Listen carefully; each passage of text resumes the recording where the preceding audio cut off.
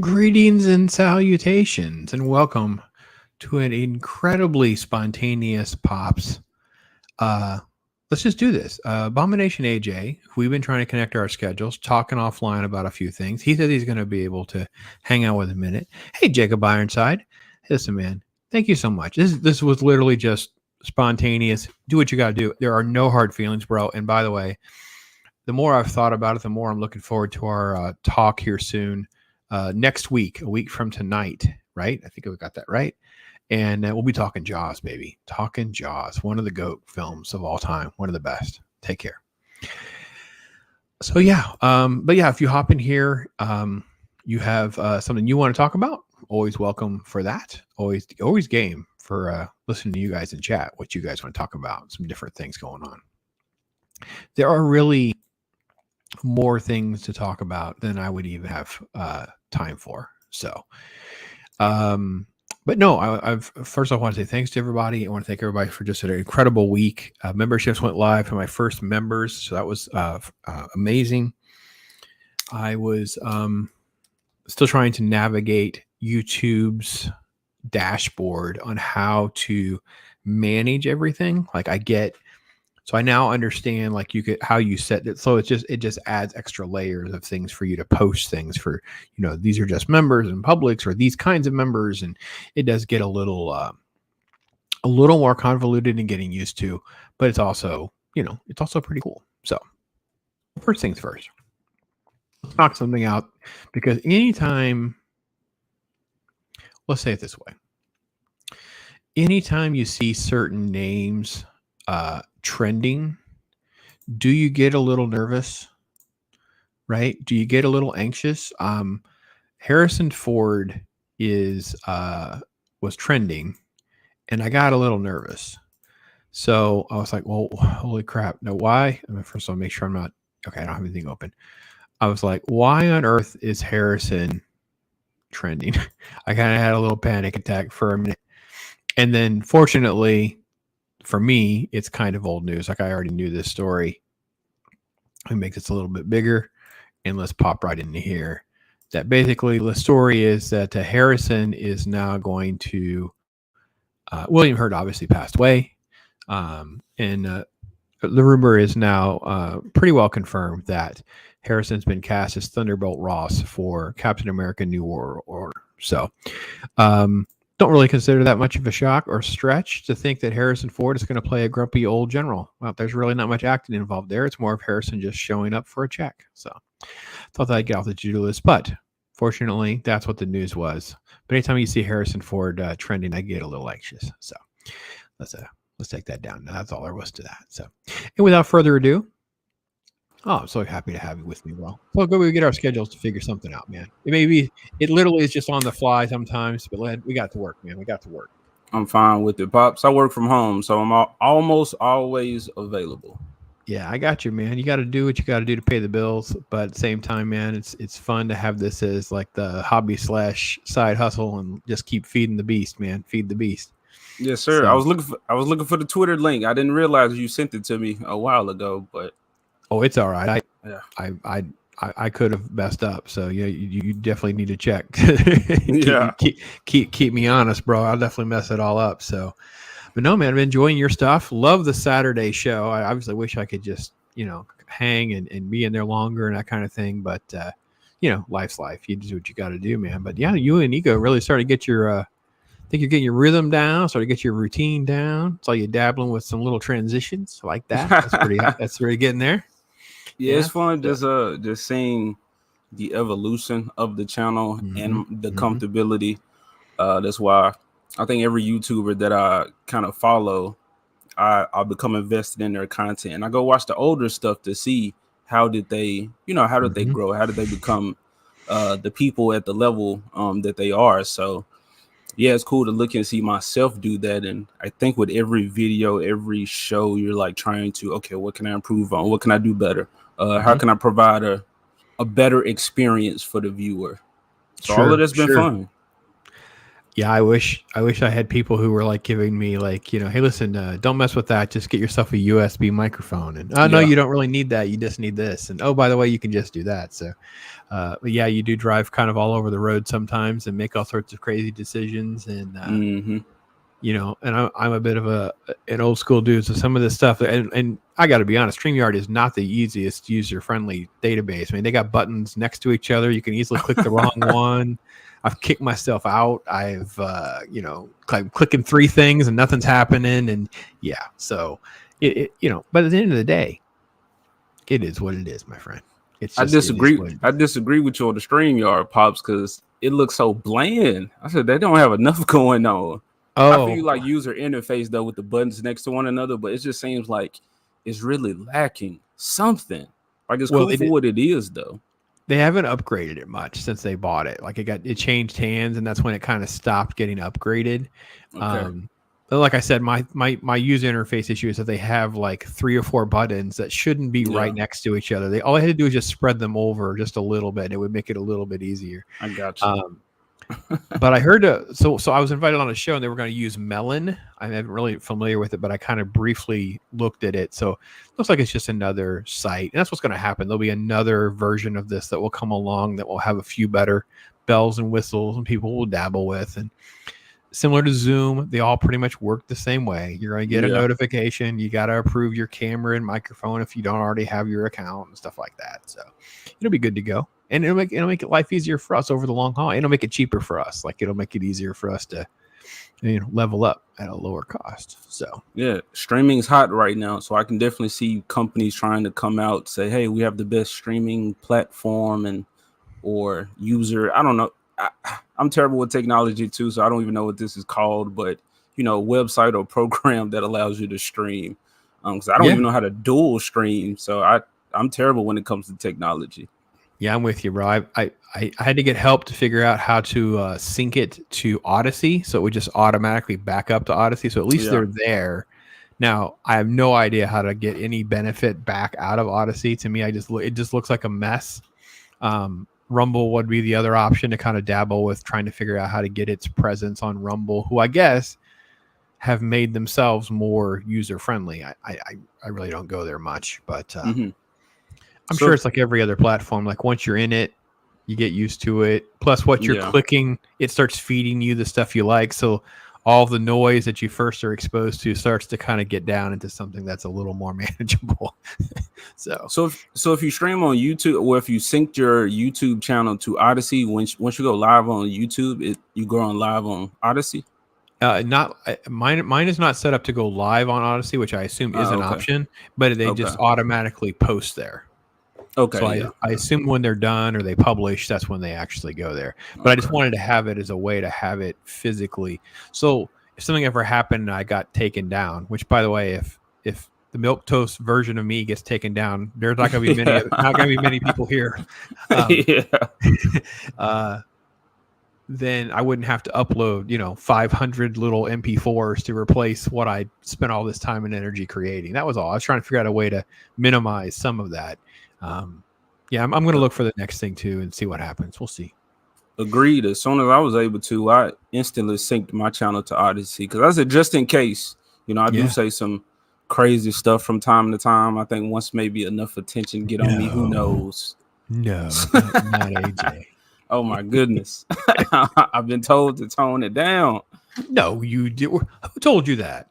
You should not tone it down. Be yourself, bro. It was actually my parents that watched the show. Oh, well, yeah.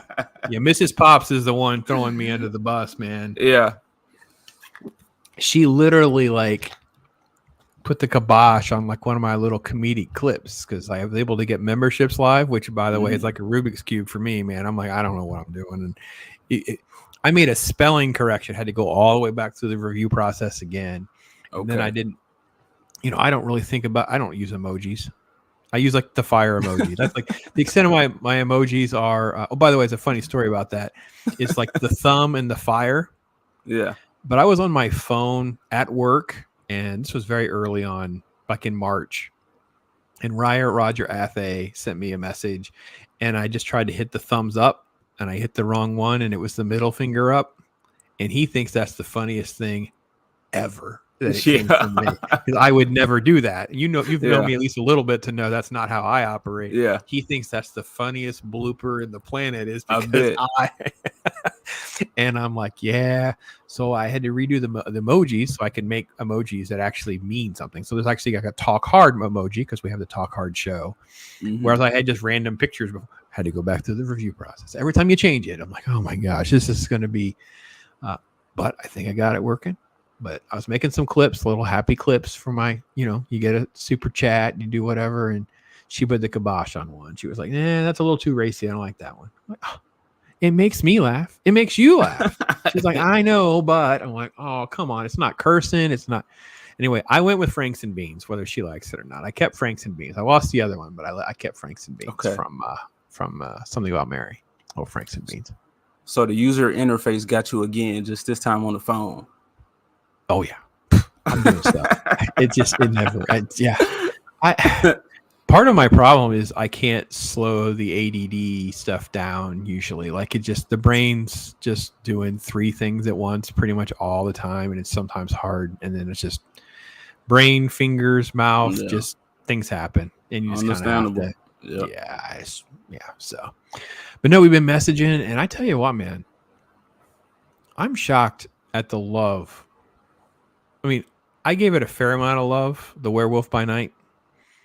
There's some people going all in, man. They're like, they're going all poker chips in on freaking Werewolf by Night. I'm like, it show has some issues, though. Show has some issues. Now, did you watch the whole thing or just that clip? I have not.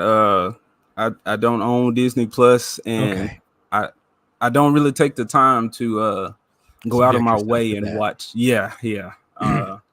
I keep up with it though, and I do watch clips on YouTube. I watch whatever the studio might put out. I watch reactions, reviews, all of that stuff to make sure I'm not talking out of my tail when I do say something or critique something. But yeah, I saw some, and I love werewolves. I'm thinking I'm making it obvious to people on YouTube that werewolves, that's my thing. So I paid attention. I think it's on brand for you, bro. I would think that would be on brand. And I was like, it should be an easy sell. And I'm like, So I'm not even like, the Werewolf by Night, the monster Marvel comics that came out before my time.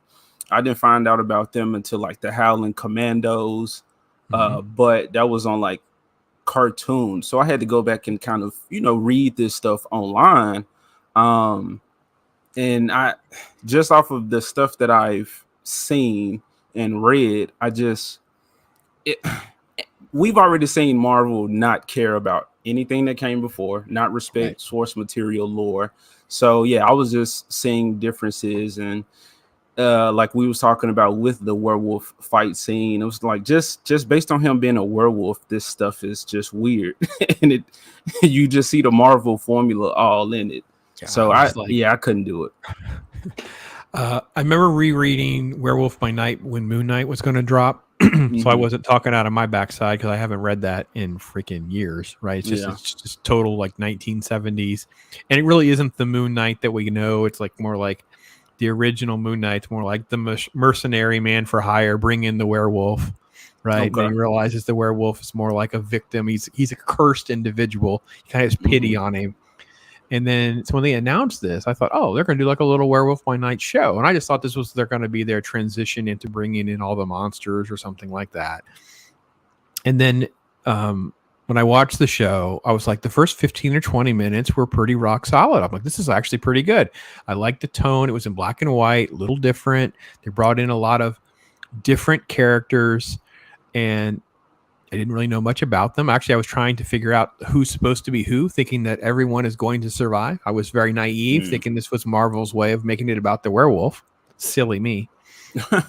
And I was like, well, and some of them have names that are similar. Like the one character's name is Simon, and there's a character just a Marvel equivalent of a zombie, but its human name was Simon. So I'm like, oh, he's going to be zombie. No, he gets killed off right away. Anyway, so long story short, whenever that transformation happens with the werewolf, by then I'd already had mixed feelings. Like the show had kind of started pretty high. They stopped the pace. I think if you didn't see my review, you know probably enough of it to see kind of my thoughts. I did watch a review. Yeah. So time we got to the fight scene, I think my brain kind of broke. Like, okay, hold on. he doesn't look werewolf at all. Like he's just is No. he?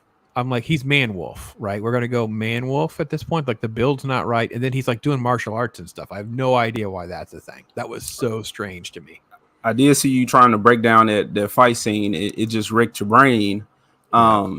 But I remember I had saw the fight scene before I watched your video, and as I saw you going through this fight scene, I was like, okay, Pops feels me. He's seeing the what I'm seeing, and he's actually like almost live. I'm watching you in real time, like really just trying to see what's going on. Is it just you, or is this movie actually failing? And it's sad to see Marvel is getting thrown all of these layups, and they're just dropping them disrespectfully a lot of times.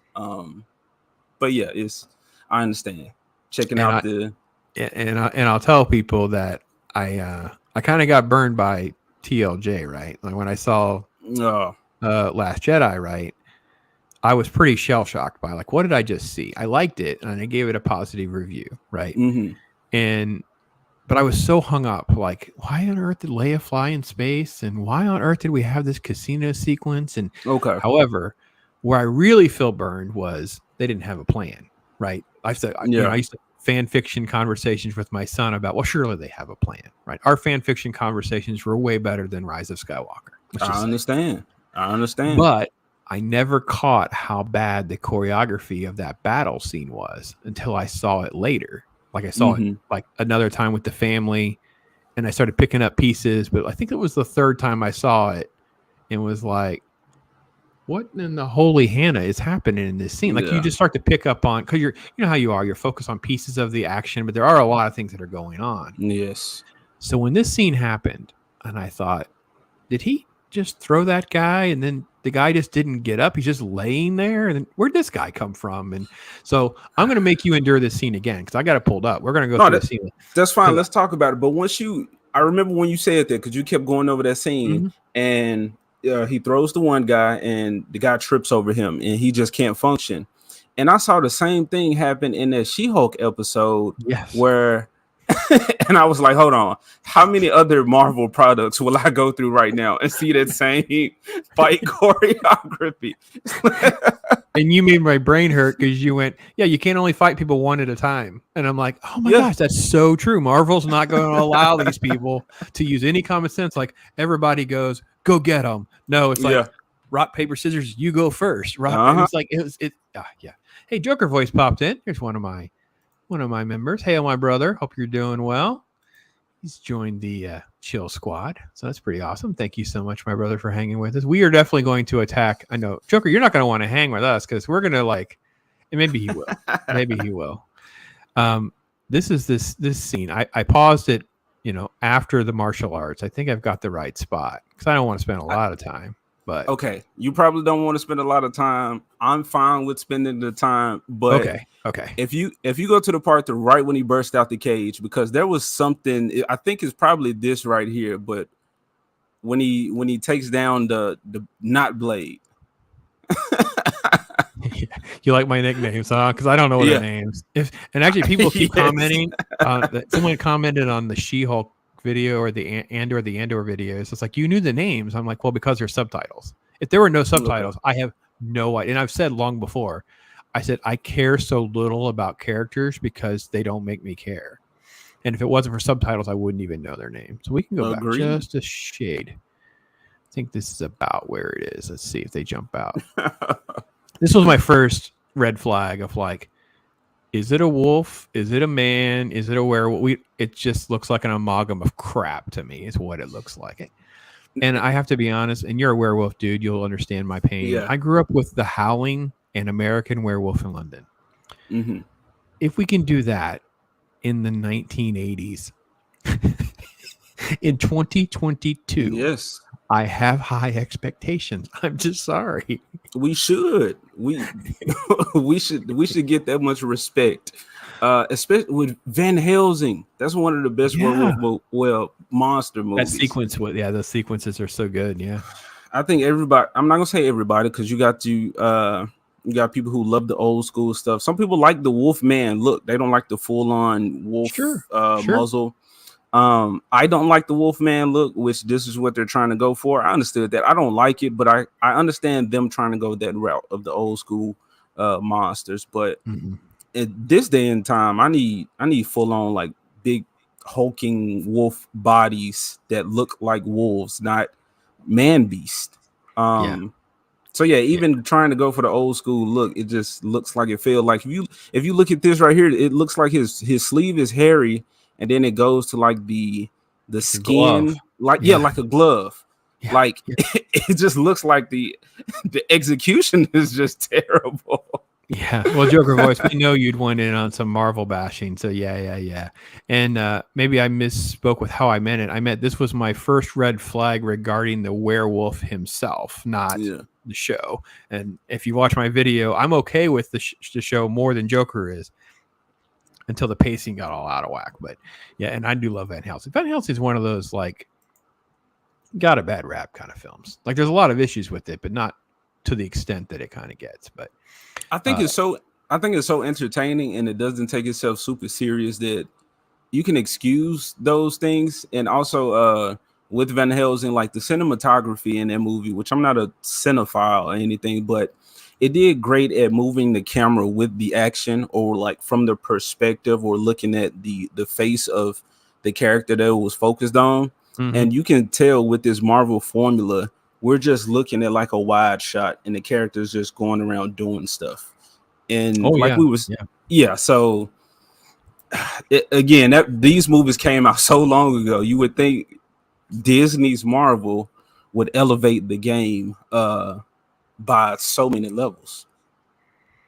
Yeah, I think this is about where we get some of the shots where you just start to see just.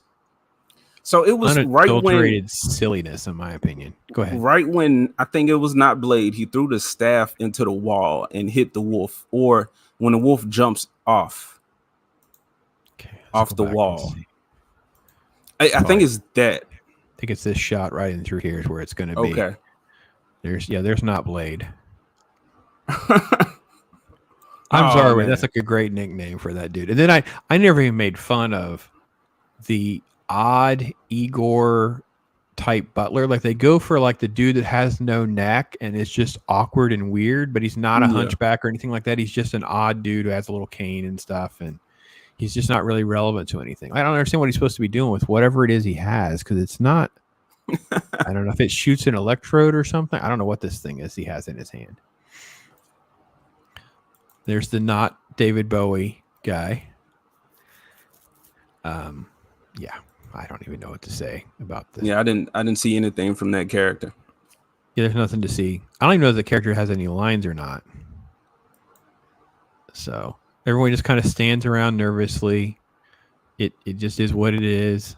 And then I think it's when he jumps out. It's what you're trying to get at, because there he is right there. See, his eyes light up first because he's so cool, right? Yeah. So we have to have, right, for those moments. And he just jumps. So that right there. Yeah, that was not werewolf like, no. Because he jumps to the side of the person and brings their head down when a predator pounces on the prey to the throat. It tries to get the kill, because the animal understands the more prolonged this fight, the more my chances increase of taking a fatal blow. So they end it as quickly as possible. But I can stay on this stuff all day. That's the only thing I would say for that one. No, I think this is the elements that this is where they really missed the mark for me. So compared to this, Van Helsing is Oscar worthy. Yeah. I got you. The crank used to animate the corpse from earlier. Okay. Oh, right. Okay. So yeah, AJ, I didn't really cover that in my video at all. So the Ulysses, which is the dad that died, it's almost like played up to be like a gag, that he has this little thing, he turns around, cranking him up like he's animatronic, and that was the message to the group of what these rules are, and I died, or whatever. So yeah, it none of it played that well. It was fine for the context of what they were going for, and I didn't really penalize the show or hold it against the show that much. It was just the premise. It just doesn't matter. It's like, what's the contrived reason we're doing all this? So Wish Order, Blade, knockoff Bowie, Asian guy, between the three of them, 2 sentences. Yeah. Let's see. So, and I got to be honest. To me, the biggest turnoff was because the biggest turnoff is just the martial arts thing. It just never stops. He's like full Yeah. Ray Park. Now here's your yeah. That was the staff throw, right? Not Blade throws the staff. He just rolls with it. Look, he ducks the kick, hits it to the leg, and then it's like doing like martial art Steven Seagal moves. It's like bites his ear, not his throat. See, I didn't highlight some of these details, but this is where it just become like, I don't know. This is getting a lot of pass on the silliness of it all. They at least had some blood. I know it's in black and white. Yeah. I think that's another reason why they had it in black and white, because they wanted to have some blood. Yeah, she has to be able to get out, of course, because she can't be, she's got to be a Mary Sue. And she's the one that kills not Blade. Okay. So I guess he just bled out. Well, she slices him, so he's toast. Oh, okay. Not Blade. Okay. Yeah, not Blade dies. Oh, okay. She kills everybody that matters. Okay. Yeah, she kills everybody that matters. Well, Man Thing does some damage here at the end, but like the werewolf, the title character doesn't kill the other hunters. He doesn't do anything like that. He only kills these generic guards that some people thought were the TVA from Loki, which they're obviously not. So this is the David Bowie scene where she kills the David Bowie person. Okay. Yeah. Wow. So see him rolling and flipping and flipping around and capoeira. Yeah, I mean, and again, as I learned with, because I have a video that's going to drop about Elsa, that character, her character, because I wanted to go back because I didn't know who that character really was. And I realized she was introduced in 2001. And let me tell you, dude, she is a smoking hottie, like total Tomb Raider inspired, college age. The daughter that inherits the power, and she kind of like it's done. It's a 4-part miniseries. It's done really well because it doesn't take itself too seriously. Like she has powers, but she doesn't really know what she's doing. She's kind of learning as she goes. She kind of has a Frankenstein monster mentor that the guy had left for her because it can't die. Okay. And they do a really good job of setting all that up. Marvel wasted no time to get rid of like her boobs and her skin showing, and they had to make her more, they had to, she couldn't be a hot blonde. She had to become a redhead first, and then she had to get herself covered up. And by the time we get to this weird stoic version, it's not even the same character. It's character in name only. Yeah. Like they all are. Yeah. Yeah. And that's kind of how the werewolf is. I'm like, well, in the original Werewolf by Night, I mean, he literally is a werewolf. Like literally is just Marvel trying to play the copyright game too, to create their own version. They just want to make sure they can get in on the action. And this is just Ray Park in a wolf suit. This is just, crazy stunt work, flipping around. Like why wouldn't a werewolf grab someone like by the ankle to flip them? This made no sense to me whatsoever. Yeah. So with that, now some animal dogs, more likely cats, big cats, wild cats, will trip their prey. Yes. Okay. It makes sense, but in the context of them running. So for me to not continue to chase you as I'm running, I will trip you so that you tumble and I can pounce. Mm-hmm. But it makes no sense with a stationary target unless you're going for the movie stuff. But I would see the wolf will like slash his, like be gruesome, slash his whole calf muscle off. Let us see like the inside of the leg to show the wolf actually breaking this person down and showing how much, how a human's body is basically like cheese to this werewolf. Yeah. But as you see it, he's basically Captain America. He's just slashing and biting.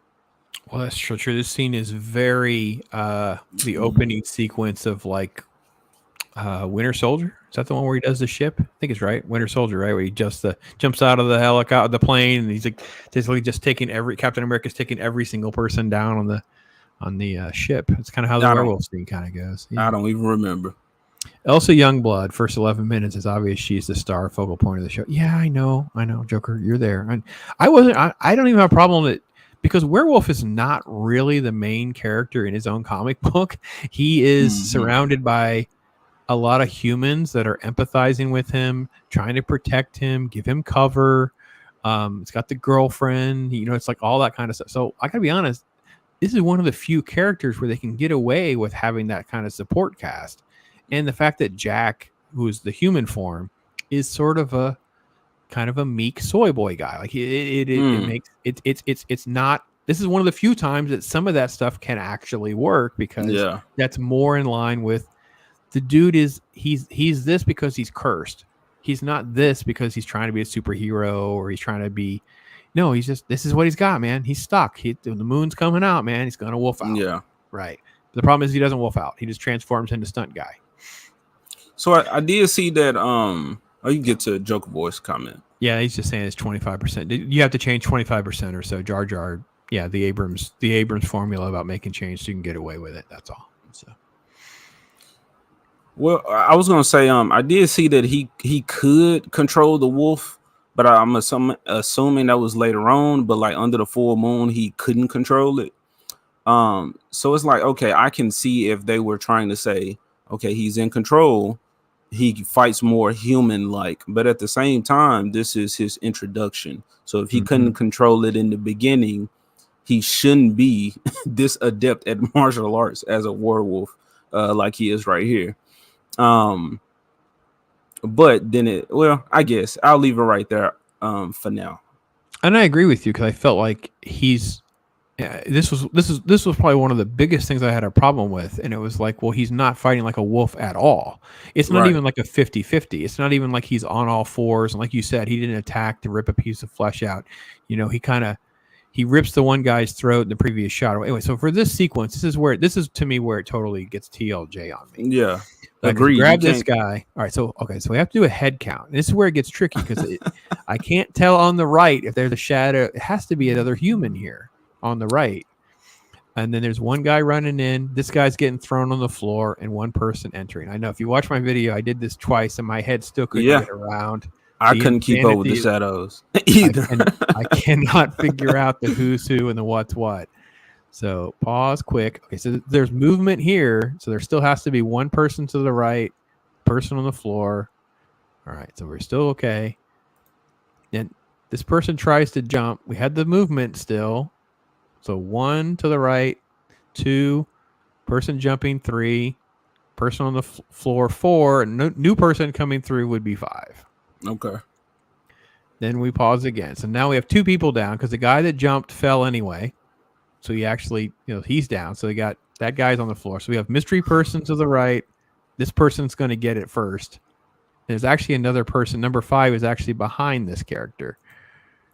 Pops, right, so I don't know about you, but his staff down, man. Throw his staff down. Sorry, go ahead. No, you're right. So he just drops his staff. I don't know. Maybe it's fear, but you know what you're getting yourself into. So why not have that kind of ready so that when the wolf pounces, he can just pounce right onto the stick. That happened in RRR. I know you was fan. Yeah. So anyway. But then the tripping guy. I don't know what is it about tripping that once you hit the ground, you're just knocked out. I don't know about you, but they're still on the ground, bro. If I fall and hit the ground, especially depending on if I'm in a high energy situation, I'm going to roll and get back up again. I'm not just going to sit there and just. If I'm a security guard and a creature comes out and whoops my hiney, throws me across the room, the fastest I can get my butt out of there, I'm leaving that job. That job can just keep it. And he's still on the ground. He's still on the ground. Bro. He ain't even moved yet. But I'm talking about the guy that trips over him. So it's not even the guy that gets thrown by the wolf. The guy that trips over the other human. He could have easily just rolled and got right back up. Yeah, he's still on the ground over there by that bench. All the armor they got with the headgear, and somehow that one tumble was enough to just keep him down. Right. Because all the action is one guy at a time. So this guy kind of rolls a little more as the wolf jumps on its head. Now, that shot, I actually thought him attacking in that manner was fine. It's just the fact that we're going to have this one person at a time strategy. So that's what the wolf's taking the one there. This is the other guy. Yeah.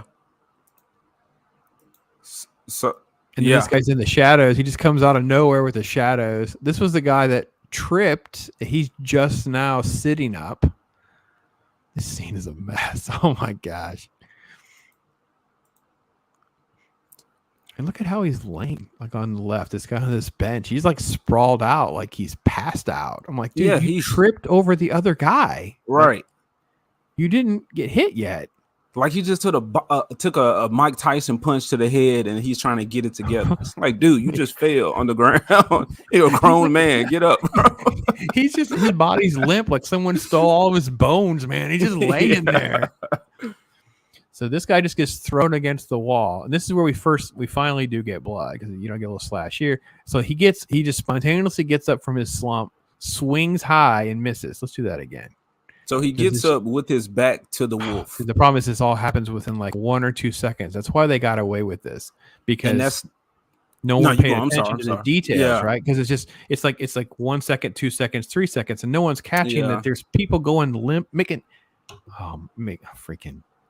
And this is the standard. A lot of people see this and we're like, oh, it's amazing, but you realize there's nothing going on, and it's all illogical in any sense. Even with our fictional characters, this would not be happening if this was actually happening. Yeah, what's that big word I've picked up? The verisimilitude, right? It doesn't fit real life at all. It's like it doesn't fit, like it stands for like true to life, I think is what it technically means. Vera meaning true. It means like verisimilitude is like it doesn't fit our reality, and we can't we snap out of it, like we disconnect. We can't totally immerse ourselves. Yes, it's fantasy because it's a freaking werewolf, but you know, that's not the problem here. The problem is the humans. We have to watch it because every time you hit the 10-second button, you have to watch this stupid guy jump, fall, roll. And he does the roll.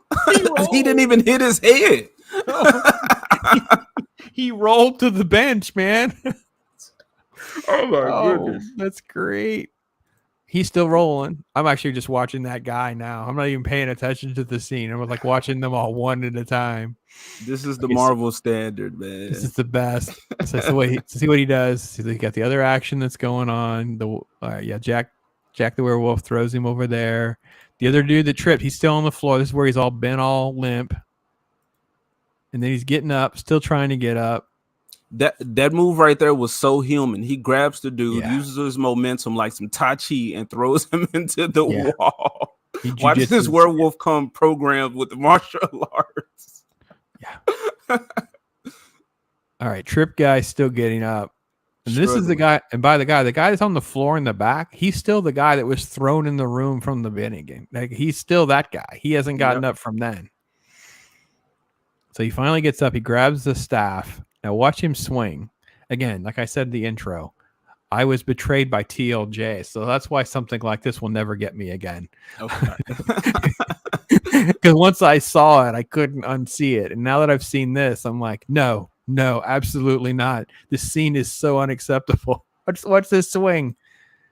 He goes completely, he's not near anybody. It's so insanely bad. Yeah, please let me see that again. All right. Because he looks like he just spins right back into the wall. Yeah, kind of. All right. Let's see if we can get it. All right. Grab this guy, throw him. Let's pause there. Trying to stay off the copyright flag. We'll see what happens.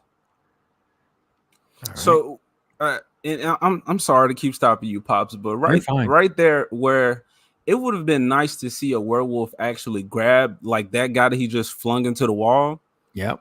If he would have actually grabbed him and like bashed him into the wall, and maybe you hear like bones breaking, or you can see that head hitting the concrete and the concrete slowly breaking, and then he throws that guy's limp body into the other group. Then I can understand a lot of dudes being taken out at one time, but again, we're done with this one. He's down, and you have to one at a time. Yeah, right. And again, is he wolf? Is he werewolf? Is he man wolf? Right now, because there's no growling. The wolf itself, because all the subtitles always do like guard groans and things like that, but there's no real wolf sounds. There's no growling, roaring, something. Like an animal makes noise when it's fighting like this. Usually, like they're loud. And they're trying to use that as also a warning for the next one if they're outnumbered. But they're just trying to survive. Yeah, this is crazy. It, All right, so it we would gotta watch this guy swing. Go ahead. it would have been cool to see, because I don't remember him breaking out of the cage scene, but if they would have shown him like rip off bars and there's steam, so it's like, oh snap, something just ripped those bars open, and then he growls like you were saying, like makes noises, and then to see him pounce out, or like when he was on the wall to hear him growl or howl or something, but they can't tell where it's coming from because it's echoing off the walls. Like that would have been something, but I don't know if it We does can that. play that in C again because I know there's a shot. I think it's more like off camera, like you just see the bars bent out and you know he's out. It makes no sense that the bars are bent the way they are because the bars are Yeah, almost like exploded out, like yeah, it's this like pushed out. massive Yeah, hole, like it almost hmm looks like a missile went through it, like woof. Whereas yeah, it's like Wolfman guy. It should be like it should just be a hole, not an yeah. explosion. You should just see bars stretched. Yeah, yeah. All right, but we don't want to miss this guy. Let's see this guy. Let's Okay. turn our volume up and see if we have volume.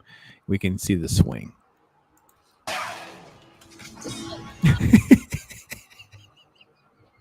The wolf didn't even have to duck that hard. He wasn't. He was like what, a foot above where the wolf was. Like he's not even close. And to see the wolf with this again, martial arts dodge, like he's just practiced dodging weapons, and he goes back to messing with this guy. Like this dude, you didn't swing hard enough to where now that you're stuck to the wall. You didn't have that much momentum. But again, even then, with martial arts, you want to swing, but keep your body facing your opponent. You don't want to give your back because then you're vulnerable. Correct. So I know. Joker Voice is going to say that Jack was really the MCU non-threatening male trope, and I agree with that. I really do agree with your assessment. What I was trying to say was the comic book human version of that is that trope. Like that actually is comic book accurate. That's all I was trying to say. Like it's almost like trying to see Robin as the non-threatening male, in like a DC film because he's the younger, less threatening version of the males in the room. Like that's kind of stuff. Like Jack not being the alpha. Jack is only the alpha when he's the wolf in the comic book in particular. And I thought that was not the worst part. So there was interesting concept before he transformed. He was getting her scent, yet it was never picked up again at the obvious moment.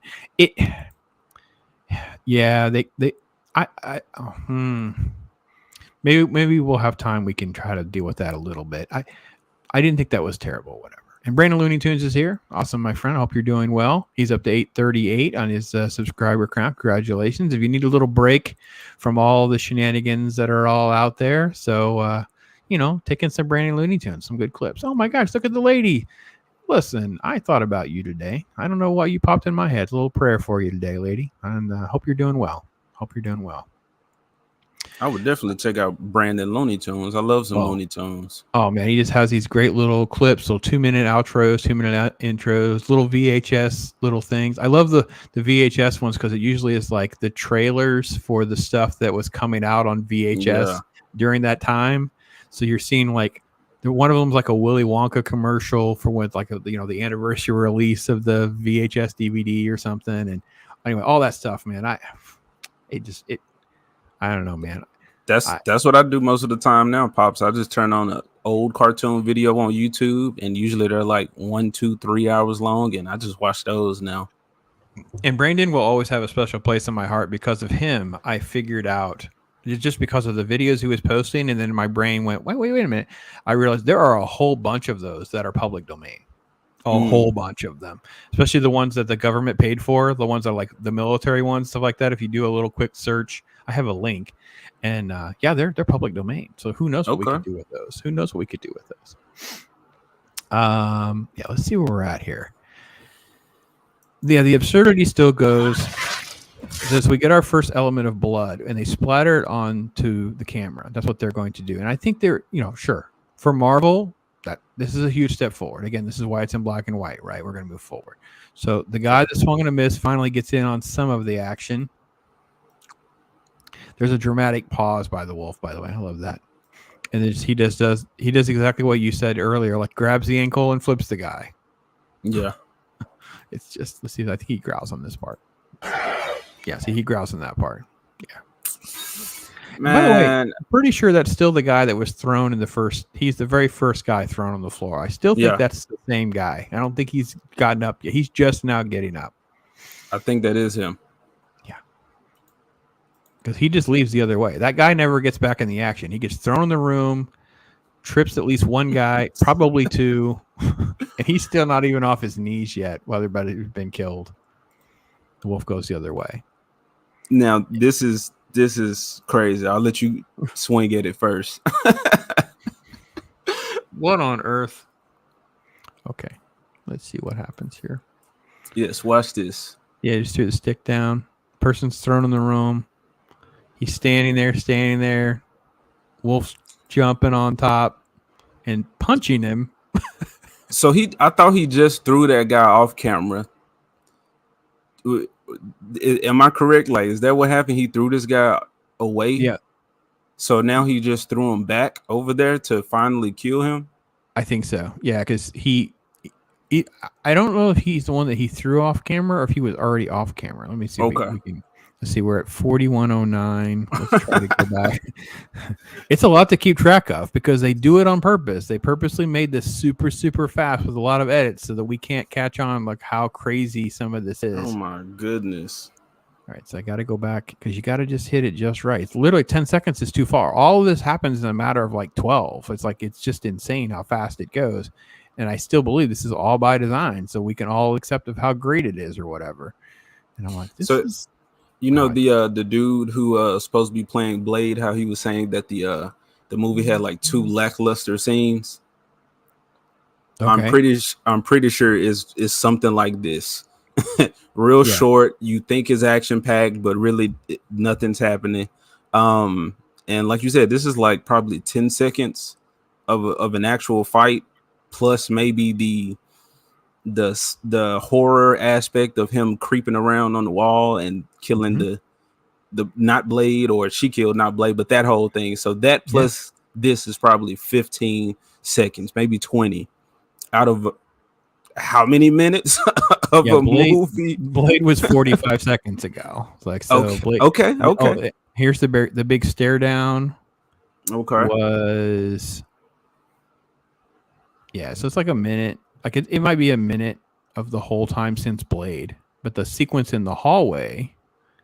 Okay, I was too hard on them. No, the sequence in the hallway is maybe 15 seconds. It looks like 16. Okay.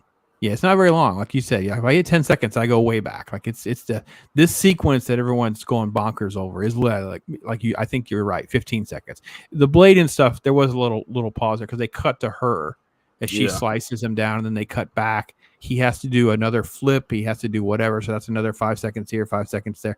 It just adds up. That's all. So, all right, let's figure out who gets thrown forward. That's what we're trying to figure out now. So there's no one. We don't know who that is. So there just has to be another person that he goes and gets. Yeah. There's no one he throws. All right, because this is the guy that's finally climbing to his feet, who was tripped. Oh, no, sorry, who was thrown into the room to trip others. And then this other guy is thrown in the room in front of the camera. Okay, so maybe that's the guy that just kind of lumped off screen. Maybe. In the direction of the wolf. I will give them that. Okay, that's fine.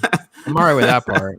But watch this guy. He does. This is the guy that's just the best. Wow, yes, I don't know I hate this part. Blood on the screen, so it kind of like masks what's going to happen. Oh, he's going to run, jump off the wall, and kick him in the face. Yes. Just like every wolf does. I mean, now, I got to be honest. Lon Chaney, we can either confirm or deny that Lon Chaney invented that move. Like that's going to be our take on that. Who is this person you're referencing? Lon Chaney Jr. actually is the original Wolfman. Okay. He's the original Universal Wolfman from like the total OG way back in the day. Okay. Yeah. They literally had like their stuff glued to them and stuff. Like the Frankenstein story, it's like it messed up his spine. You know, the stuff like this. It's just these actors and the stuff that was done to them back then is just insane. And now we have some stupid stunt double move where a dude leaps and jumps off the wall to kick someone else in the face, pretending to be, I'm just going to call him Man Wolf because freaking insane. So he's killing this one guy on the ground. Mm-hmm.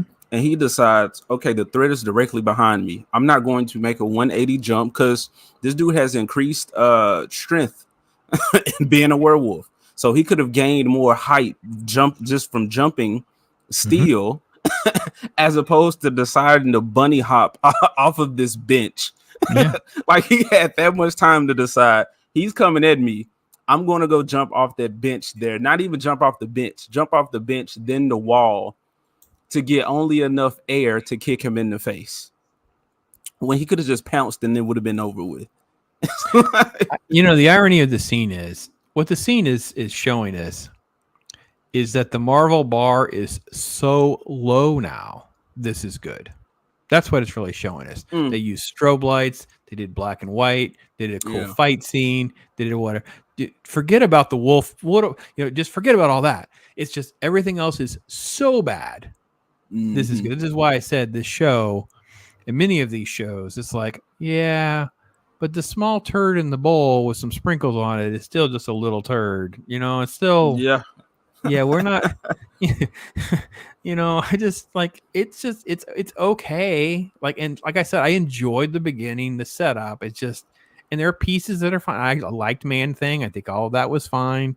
But this sequence, I compared this, and you responded, and it made it worse because I was like, I have to spend more time at this scene. I can't let it go because people keep praising this show. I'm fine with it. I think people are praising it just because it's different. I said, it's good compared to the other stuff. I will truly admit, I will gladly sit through Werewolf by Night again than having to watch Loki or She-Hulk. There's just that's not even a option. How many times you want me to watch this again so I don't have to sit through Loki or She-Hulk? That's just it. You can get through this in one sitting. Yeah, no, I had no problem watching it. I actually, like I said, you know how you can just enjoy a movie that's not very good. It can just be like it can just be an okay movie, but you can have an okay time with it. That's kind of how I feel. It's kind of like it's like a C minus, probably. A C. It's like to grade it, it's like something that ranks at like a 5 or a 6 for me. It's just okay. I mean, it's fine. You know what I mean? Yeah. She-Hulk went so far off the rails.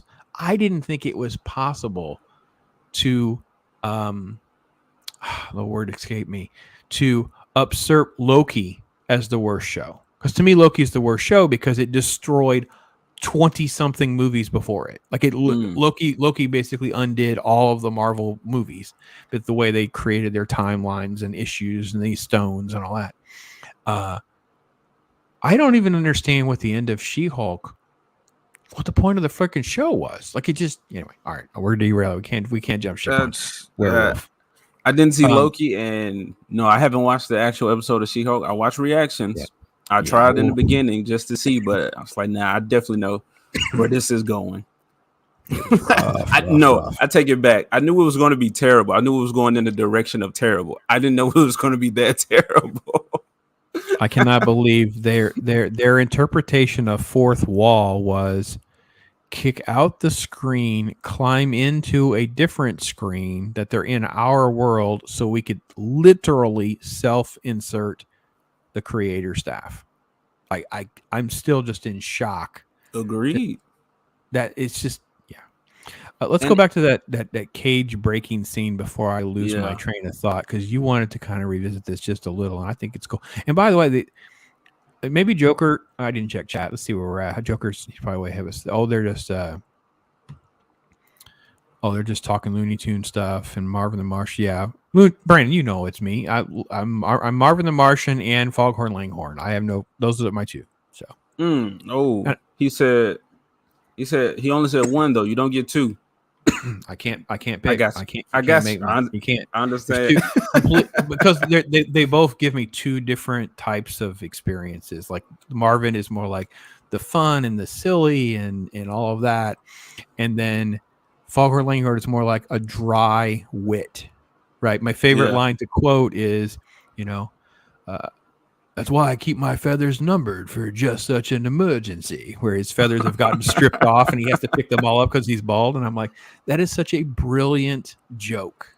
Like, it's just, there's something really smart about, you're going to have a cartoon, you strip all the feathers off the thing, and the gag is, well, I numbered them so I can glue them back on again. That's a really good gag. Yeah. So 2 different approaches, that's all. So I love when he's talking to Jake, the chicken hawk. Yes. Always. and he's always trying to convince him that the dog is a chicken. Yeah, boy, listen to me now, boy. Yeah. He said, hush your mouth now, boy. That's what the kids don't listen to a darn thing you say. Kids don't listen to nothing you say. Yeah. All right, my favorite is, I'm with you. I think the Tasmanian Devil and Daffy Duck. Yeah, 2 extremes. Yeah. Yeah, that's great. Yeah. So Joker's talking about Blade. So yeah, there was 2 lackluster scenes in a 90-page script, and production has been postponed indefinitely. I did check the update before we did the stream in case we wanted to mention about anything with Blade, and yeah, everything is completely on hold. No director is attached. They don't know what they're doing, and at this point, I always say his name wrong, right? So it's Mahershala. How you say his first name? I don't know. Mahershala. Mahershala Ali is probably just going to. He's just going to bail out. Whatever. There's probably an exit date, like productions. Usually, for those of you who don't understand how these contracts work, I've seen a few. Now, who knows what Marvel's got these people to do? But in real world, it used to be if they didn't meet a certain production date, everybody had it out. You know what I mean? Like if something happened with the actor, let's say they had broken their leg or a woman had gotten pregnant and they can't do production by a certain date, there'd be no harm, no foul. We part ways, those kinds of things. So he may have an out. We'll see. Okay. Definitely worth keeping our eye on. That's for sure. So let's go back to this cage escaping. Anyway, I just wanted to say with the mom here, I was going to see if Joker knew. They never explained why she suddenly has all this crazy makeup. I thought that was just so strange to me. They just did it. I don't know.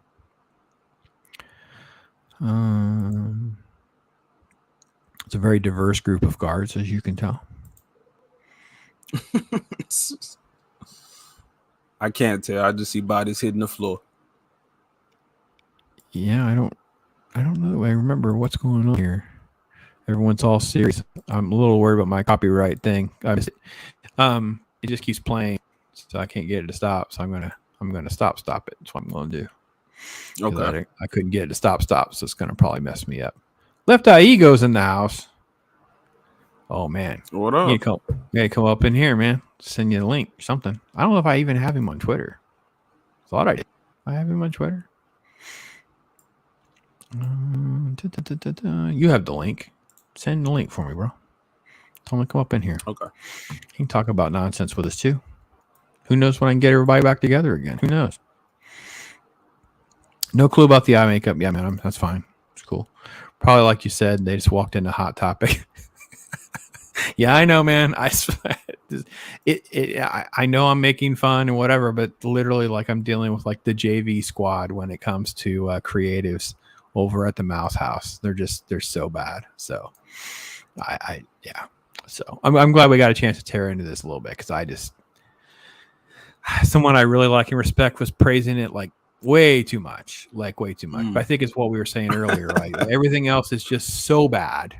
This floats to the top and everybody gets it's almost like it gets too much praise. I'm like, some perspective.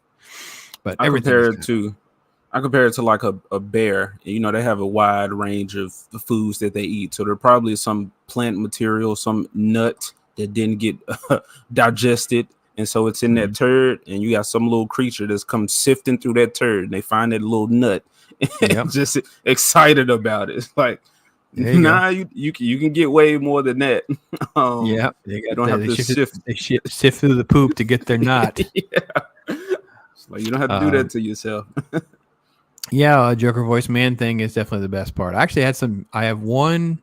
I thought there were more than that, but I only have one set of man thing trading cards, and I'd lowered the price to like $1.99 to try to get them on out of my life, but nobody bid on them yet. Thought for like a couple bucks. Man, it's almost like giving them to you, but no, because it was by far the best part of the show. There was just a certain sweet creature element that did well in the that part of it. So yeah. well, yeah, man, I don't know. So you don't have Disney Plus. You just kind of watch clips and snippets and do whatever. Yeah, I'm with you, bro. I first off, I don't have to pay, and that's another story for another time, I suppose. But as long as it's free, I don't mind falling on the knife, and I'll suffer so other people don't have to. People like Yeah. yourself, I'll watch it so you don't have to. Let's see. Oh, you can't get up in here. Let's see here. Helping the wife. Okay, no problem, man. Hey, listen, man, I just want to know you were invited. That was all. I'll let you know you're welcome, man. We got to figure that out. We'll have to figure it out. I know scheduling is definitely hard for everybody. Mine's super tight and whatever. So, but you were invited. I want you to know that, Laura. Lots of love. So then there was this little news story. We're going to change topics for those of you at home. I actually can say that I was, I don't even know if I can say pleasantly surprised because it's not even really fair, but it was going a little bonkers there for a little while that everybody was saying, hang on, why won't this little box go away? Oh, jeez Louise. I don't know what I just did. Bear with me, folks. Nope, ended up on something else. There you go. Yeah, okay. So this was Flounder was the thing of the day. It was like, is this Flounder or not? Well, fortunately, it turns out that it's fan art. So yeah. False alarm that it's that bad, but who's to say it's not bad? Or they leaked it out to see how everybody would react, and they're like, okay, back to the drawing board, guys. That's not going to fly. I would not put it past them, to be perfectly honest. So I haven't seen the I wouldn't put it past them. But I haven't seen I guess the animal companions from these live action. Yeah, well, I know in Mulan, like the concept art stuff they used, right? They used those. Yeah, companion animal is a great word for it, right? That's what they kind of base their designs off of and stuff like that. So we don't really know exactly what they were starting from, is what you're saying. Yeah, well, I'm saying like the original Disney princesses, they all have like some animal companion, some that along with them. But what I've been seeing from these live action remakes is no animal companion. I didn't watch the Beauty and the Beast, so I can't say for sure. Because Belle didn't have one. Because I'm going in on Disney right now, I guess. But I know there was what is it called? Like a God, I can't think of that thing. It's it's in your living room or in your seating area, and you put your feet on it. Oh, the little stool, like a footstool, like an ottoman. Ottoman, there you go. So there was the ottoman. The dog was turned into an ottoman. I don't know if that thing was in the Beauty and the Beast remake. I know Mushu and Cricky were not in Mulan. Right. Right. Abu was in Aladdin, but I don't like how he was treated. Like Aladdin actually dismissed Abu a lot of the time. He was pretty insignificant, if I remember correctly, in the live action one. And I also think the same thing with the mice in Cinderella. I don't think the mice were given, like, the cat and the mice were pretty generic and benign compared to their cartoon equivalents. Yeah. So I'm saying that to say I don't. Beauty and the Beast is a tricky one too, because she has like there is a fondness to Philippe, and there is a fondness to all of the enchanted, characters. Yes. But they were those were humans just more turned like into co-stars. something. Yeah, they're transformed into something. There is no, you're right. It's Beauty and the Beast the only one where the princess doesn't have. Well, she would play with the little Ottoman dog. And then eventually, once everybody turned into an ottoman, got it right. Okay, yeah, so once everybody turned, then the dog was still like hanging around her when everybody was human again. But it wasn't actually hers. So I definitely get what you're saying. Yeah. But yeah, I just don't see her having an animal companion. I actually think that person's comment right there, I actually do think that's Flounder. And they'll just leave like under that comment, that actual fish, that screenshot. I wouldn't put it past Disney if that was supposed to be Flounder. If he's just blue and yellow, he just looked dark down here because everything else is dark. But who knows? Who knows? I don't think you can ever really predict the level of how much they mess these movies up. So, Well, and there just seems to be just it's everything we know. So I don't know. It's just there's just no interested. So Joker voice said, okay, he may be trying to get up in here. I don't know. We'll see. So along with let me back up 1 second. This along with Miss Marvel are the best 2 projects, not just for D plus, for the entire Phase bore. This was significantly more palatable. Okay, that's not fair. You're right. Miss Marvel is better. I have to be honest. I would never watch Miss Marvel again. I would watch this again. But Miss Marvel is objectively a better story. It's just not a superhero show. Like, it's just this generic show about a little girl and her family and all of that, who actually, by the way, has these magic bracelets her grandma mailed her, and she can do some cool magic stuff. I'm like, all right, whatever. So, but she's supposed to be a mutant. Yeah. Oh, you had to go there, didn't you? You had to go there. It's one of the most. It's so painful. Okay, here, I'll show you. It's so painful. It's so painful. AJ, Kamala, I did there's this. something different in your genes, like a mutation. No, God! No, God, please, no! No! That clip was beautiful. Kamala, there's something different. Dang. They See, played look at the that theme. Oh yeah, and that's what happened when it happened. From All right, let's bring in that left eye. How you doing, Ego? Man, it's so awesome to have you, bro. No problem. I'm glad to be here. Thank you guys for inviting me on such short notice. I got the Saturday. There was no notice. This was. I had the headache yesterday. It kind of messed me up, so I had to play a lot of catch up and got ahead. Then so I didn't have anything else. I'm like, listen, I've been chasing after AJ. We've been trying to get our schedules to mesh and whatever. And I got to make sure we're connected on Twitter too, by the way. So we got to figure that out. No problem. Cool. That is kind of how I spend most of my time doing some of this kind of stuff. But I watched Miss Marvel, so you didn't have to. They had the cut. They had the cut take, and then he says this, and you're just like, you didn't quite know exactly where they were going to go. And I think it wouldn't have hurt me. And I literally felt the way that clip shows. I found that face swap thing where you can do that like I did. And I literally just like, no, I paused it. I was so irate. And asked my wife, anything has to do with X-Men right now. I have that theme song in my head. It's like a sore topic. I don't want. Ooh, that one's rough because the X-Men 97 to me. Yeah. Ooh, right. It's Batman animated series. It's X-Men 97. These are the goats, man. You can't, please. No. Oh, Pops, I had not seen that clip. I knew that they called her a mutant though, or referring to as that. I think Ego actually let me know that's what was going on. And as I'm watching the clip, as you're showing it, I was like, okay, there it goes. And then the theme plays. And I was like, oh my goodness, they just threw salt in the wound with that one. Oh yeah. And I said that's probably what made it so much worse for me. Oh man. That part. Keely Chow's here. Hey Keely Chow. And you're not gonna get me to do this, Keely Chow. So just so you know, this thing. No. I'm not a Gators fan or anything like that. I'm a USF grad. So I hated everybody when I was in college because that's all I had to hear about was tomahawk chalk and gator stomps, and we didn't have a freaking football team till after I graduated. So no, and yes, Joker, you feel my pain, bro. Whenever that happened, Joker, you need to connect with AJ. Yeah, this is the fellowship right here, bro. This is the Venn diagram, all lining us up to lock arms. We rise together. Because, we got to just keep staying the course and learning from each other, supporting one another.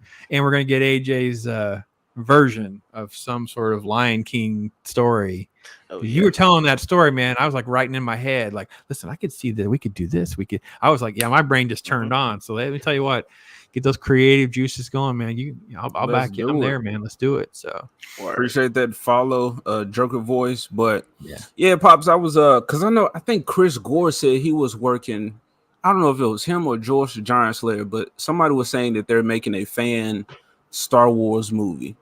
Not for profit, just a passion project. And I've been thinking like, okay, we dunk on these shows a lot of people more than others, but why not create our own fan fiction, make it available to people so that, you know, people can just see our criticisms, but our execution. If, you know, we'll tell these shows, okay, this was terrible, you shouldn't have done this. But if somebody was to actually create that in some way, and again, legal reasons, not profit off of it, but just to provide something for fans whose mouth is thirsting, as well as, you know, having people like Eric July, who's creating comic books, and a lot of other independent creators. But for the time being, and because creating from the ground up is not everybody's talent, some people should just, well, this show, like how Mahler always going through like E-fapping. Yeah, like the EFAP. I love the EFAPing, baby. Yeah. I listen to the EFAPing at work, and it makes my I want to work my way along with the EFAP, and I gotta get enough people that can EFAP with me so I can take bathroom breaks. Gotta be able to keep the channel going while I take because I can't go that long. And Joker Voice has actually done a little bit of fan fiction. He sent me some stuff, and I just haven't gotten through it all yet. Joker, you are on my list to do, man. It's just with the hurricane and everything like that, I'm all out of whack still, so I got to be honest. I'll catch up. And I have to be honest, because of those kind of conversations. Back in the day when I have 5 kids, but the one that's the artist, because he went to art school, he's like, Dad, let's do a comic book. You know, of course, it's like your kid, right? Mm-hmm. And I had this story idea of like the real people living in a universe where all this comic stuff actually just happened.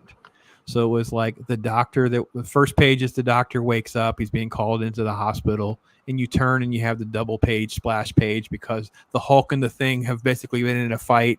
The Fantastic, and they've destroyed the whole freaking city. So the doctor is the one that's having to race into traffic and all this. And in the hospital, you see like these little pieces of things. You know the copyright issue, so you can't have it on the nose, but you can make allusions to. Yeah, I was like, Doctor Strange is a dude kind of walking by, but he just kind of looks like Doctor Strange, but he's carrying the rope. He doesn't the cloak. He's not actually have it on, and it's Death and Sandman are in the room that they're walking by. It's all amalgam together. And I said I would love to do something like that, but I'm the writer, not the artist, and you know how that is. Life gets in the way. So this is a new era. I just finished an interview. We're talking to this guy. He's doing this Indiegogo. I'm going to meet them in Orlando, man. I'm going to be at the Orlando meetup, so I'm going to be thrilled to be able to meet them. And they call, the Iron Age is kind of catching on a little bit. People referring to this as the Iron Age. I'm like, oh, that's pretty good. I like that. I don't know who gets the credit on that, but I'll take that. So Joker. I've got to get to that. Got to get to that. Been lining up too much video stuff to do. So, the Thunder appears to be fanfic, but like I said, I'm not sure what we're going to expect. I think, AJ, your theory is very, very, very valid that they're not interested in having little animals, and they've kind of abandoned the idea of selling that kind of merch, I guess. I don't know. I don't know what people are trying to do. There's no reason that The Lion King, this remake, looks like that.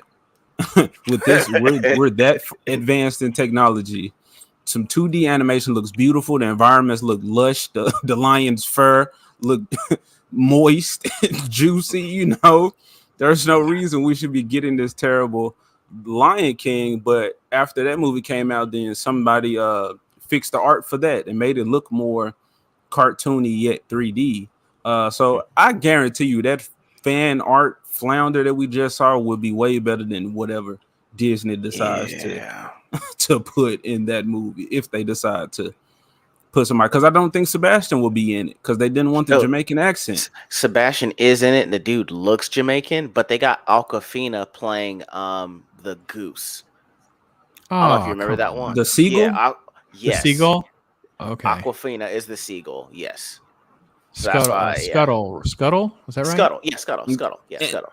And her voice was terrible in Raya and the Last Dragon. I don't know if y'all saw that, but yeah, she was that blue water dragon, and there is her voice could work for some things, but it's like she doesn't try to use it. She's just her. Right. Yeah, I mean, she did a good job in Jumanji too. Like that was a surprising thing. Is like she can. You know act.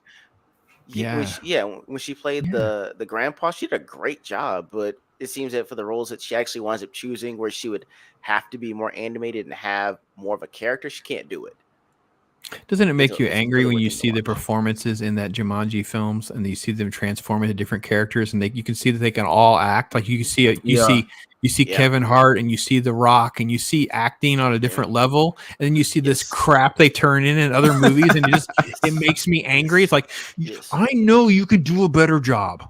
Yeah, you're disrespecting me. I paid for this ticket. I want the Jumanji performance for this. All of them successfully became their co-stars in that movie. Yeah. It was really good. Yes. Yeah, it was amazing performance, because I was like, dang, how are they really going to pull this off? But they did it. They did it. Yeah, that was really good. And you guys, I'm going to transition because of the thumbnail in my head. For those of you at home, these two are responsible for breaking me this week. They don't realize it yet. I have not told them this story. I'm listening. I was able to catch. So I usually catch everything on 1.5 speed. So what little I didn't catch live, I was catching on 1.5 speed. Oh snap! The Saturday show. Okay.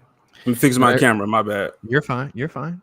My thumbnail is going to, hopefully, if I can get it to play nice with me, it's going to say Velma Blackface versus Scissoring Hen Velma, because you guys covered one of them, and next thing I know, on like the other shows, they start talking about the other one. I'm like, wait a minute. They're not only doing a blackface Velma, they're doing a lesbian Velma. What the heck is going on in my world? So I don't even know where to go first. I have to go to blackface Velma first, because I was like, wait a minute. Is that what they're... I literally could not believe this. I literally thought I was being punked. Like, I was like, what is happening with how on earth with these oversensitive nut jobs did this get through? This is crazy. Yeah. I just did my video. It's processing right now. I got to do my thumbnail, but for South Asian Velma, because it's wild. You know, there are two different Velmas.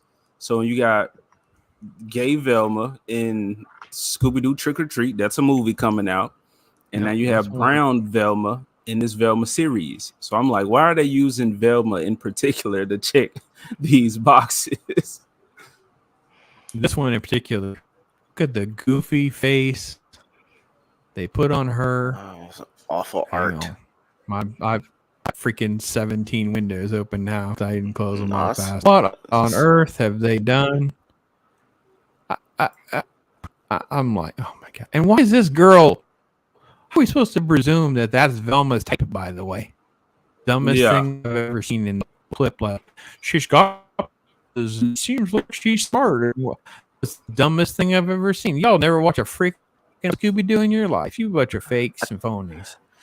I thought she was sucking on a lemon head or something like that. This is the one they were saying she's supposed to be like really into a girl. I just thought she's sucking on a lemon head. She bit a jawbreaker.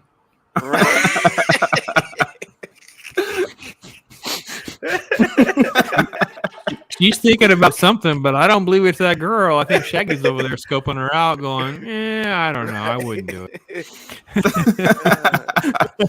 and then this person's name is Coco Diablo. So I was like, okay, she's called Brown Devil. Like, I don't know what that's about. Diablo. She's Black Devil. She's chocolate. Yeah. She's Chocolate Devil is what she is. Wow, I don't know if she named herself that or what. Wow.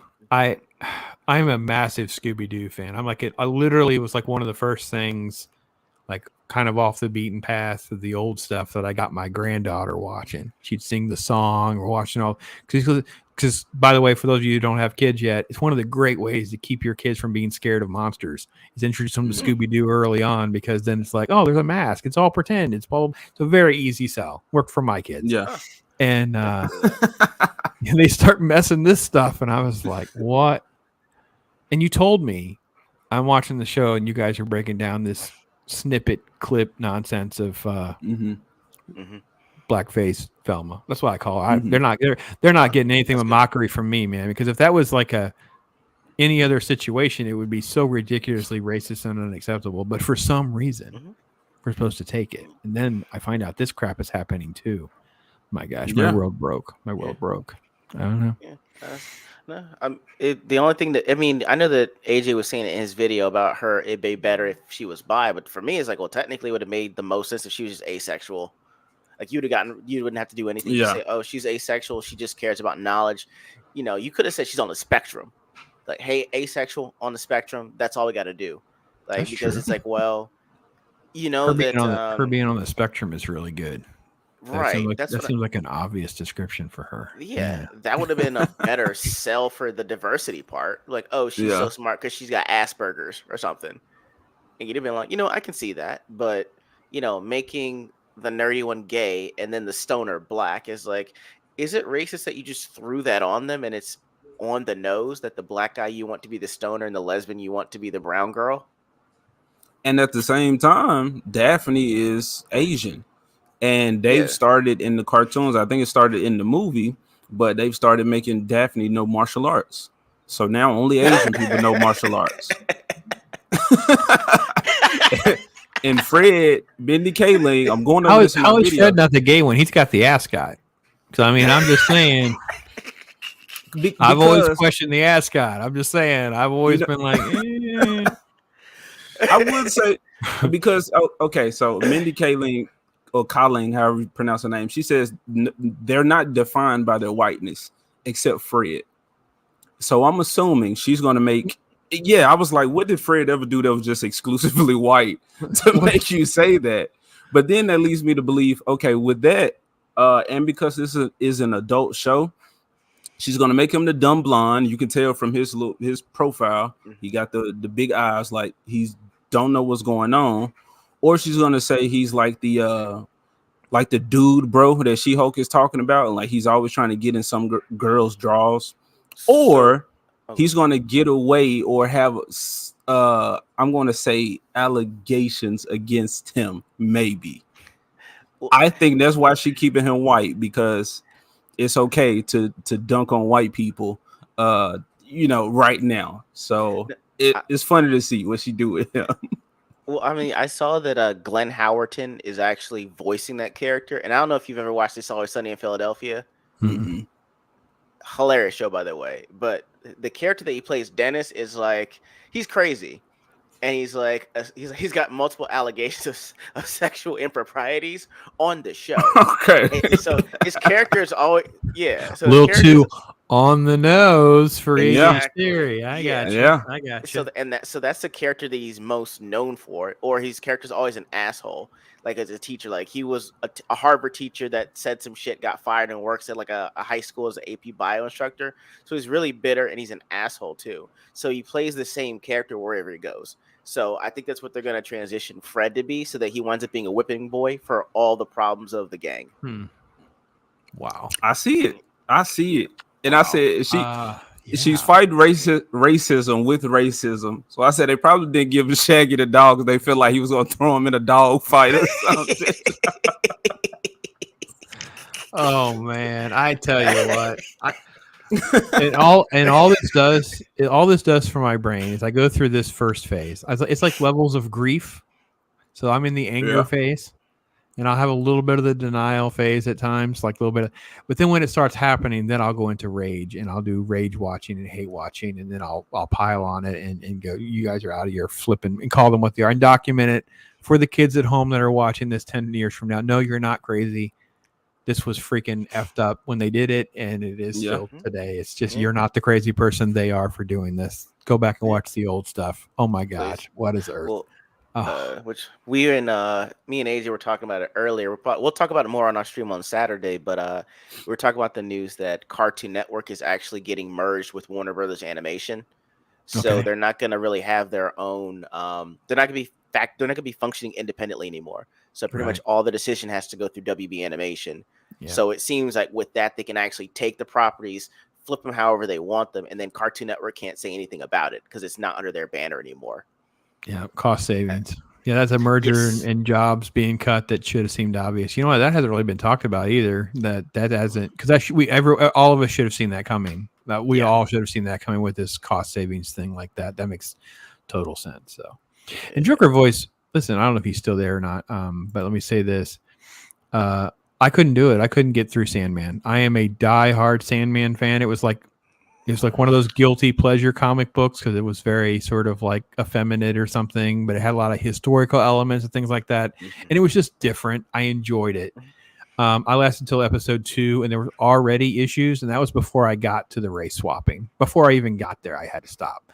I may go back and watch it again. So a lot of go ahead. Yeah, a lot of time this stuff is terrible before you even get to the race swaps. So take away Velma being brown skin, it's still terrible. The brown skin is just like icing on the cake. It's like, I know what y'all trying to do. And like I said, well, it's like you were saying too. It's like, Asian Daphne that knows martial arts, and it's like, oh no, you don't racism much, do you? Like it's just, I mean, are we gonna have Velma tell Fred, can you pull over? There's a KFC up here. We need to drive through and get me a bite to eat. Or, I mean, these people are just Shaggy. That's Shaggy. He's black. Oh, he's black. Oh yeah, I got the munchies. South Asian. I got the munchies. Fred, can you drive through KFC and let me get something? I gotta meet my friend for a meeting. They might make Shaggy so high that he imagines he's talking to a dog. This is an adult show, you said? This is kind of like, okay, it's just going to be off the chains what it's going to be. Yes, I'm saying she's free to exercise her comedy. So whenever I did one of the, just like I did tonight, hey, what are you doing? I did a San Diego Comic-Con one when San Diego Comic-Con started on that Thursday, whatever. And literally, it was out of control. We had like 10 people. I had more people coming in than I could even keep track. The biggest stream I've ever had. Nice. And we tried to do this Harley Poison Ivy trailer that they dropped, and there were like F-bombs and stuff in the trailer. Like they didn't even try to pretend. Not that it's just for adults. It was like raunchy adults. Like it's only for people who are really off into this category. I feel like that's what this is kind of going to get into then. If it's going to be that far, it's probably not that far removed from, well, what if so-and-so's banging so-and-so and so-and-so's this and that. Yeah, because that Harley, because I posted that video, I clipped it. I do a lot of clips out of my live streams. And some person, she was a nice enough commenter. I would like the show. I should watch it. I tried to watch. I mean, I lasted like 5 minutes. It was so insane. The nudity and the stuff they went for. I'm just like, what on earth? Yeah. Is the perversion in your brain? Like this is Pornhub stuff. Like this was literally they just strategically placed things so we didn't see things and whatever. And I'm like, listen, if that's your thing, that's going to get out into the world, because the Pornhub stuff's going to always exist. There's always going to be people that do that stuff. But this is your IP, not someone manipulating it. You're doing this on purpose. Yeah. Oh my gosh. I cannot imagine the people that are rolling over in their graves. What's being done to their creations. It's just insane. Wow. Well, in this article where she's talking about her show, she says that the show is going to explore a lot of built up sexual tension that Velma has. And I think she said for multiple characters. So the people that are upset at them for not keeping this Velma gay like the other one, who knows where they're going to take this one. But Ego did show me this picture. I don't even know how I would pull it up, but her saying that line and seeing this photo, I don't know the rating on your show on right now, but I don't know if I can pull it up or whatnot. But it's probably not something I would want to share, is what you're basically telling me. My PG-13 approach may go right out the window. Yes. Daphne is looking very revealing. She has no clothing on, but her areas are covered by white gooey stuff. It's soap. It's the same. It's the same. Oh, that's soap. Yeah. I think they're like in the girls' locker room or a shower. Wow, that's funny. So Daphne has two moms in this one. So she has lesbian moms. So maybe the lesbian tendencies has leaked over to Daphne, and she's. Well, I googled the wrong thing because I don't want to search that again. So I'm just going to pretend that You know, let me see if I can send it. I got to scrub my eyes and what popped up when I searched for it. Okay. Let me see if I can find you on. I'll see if I can find you on Twitter and put it up there. All right, what's the ads on that one? It's Pops B Jones Pops. My Twitter is B Jones Pops. All right, cool. Let me go ahead and send it to you now. Have you guys done the handles yet? Has YouTube contacted you about your handle yet? No. What about? They have this new thing called Handle. I don't know. I got an email today to let me make my own handle, and I got youtube.com/@pops. It was so simple because I had changed my name before. I thought my URL for the channel is so weird because somebody else had Pops on Pop Culture as like a podcast or something. I didn't know. Like I said, I created this stupid thing like in 2012.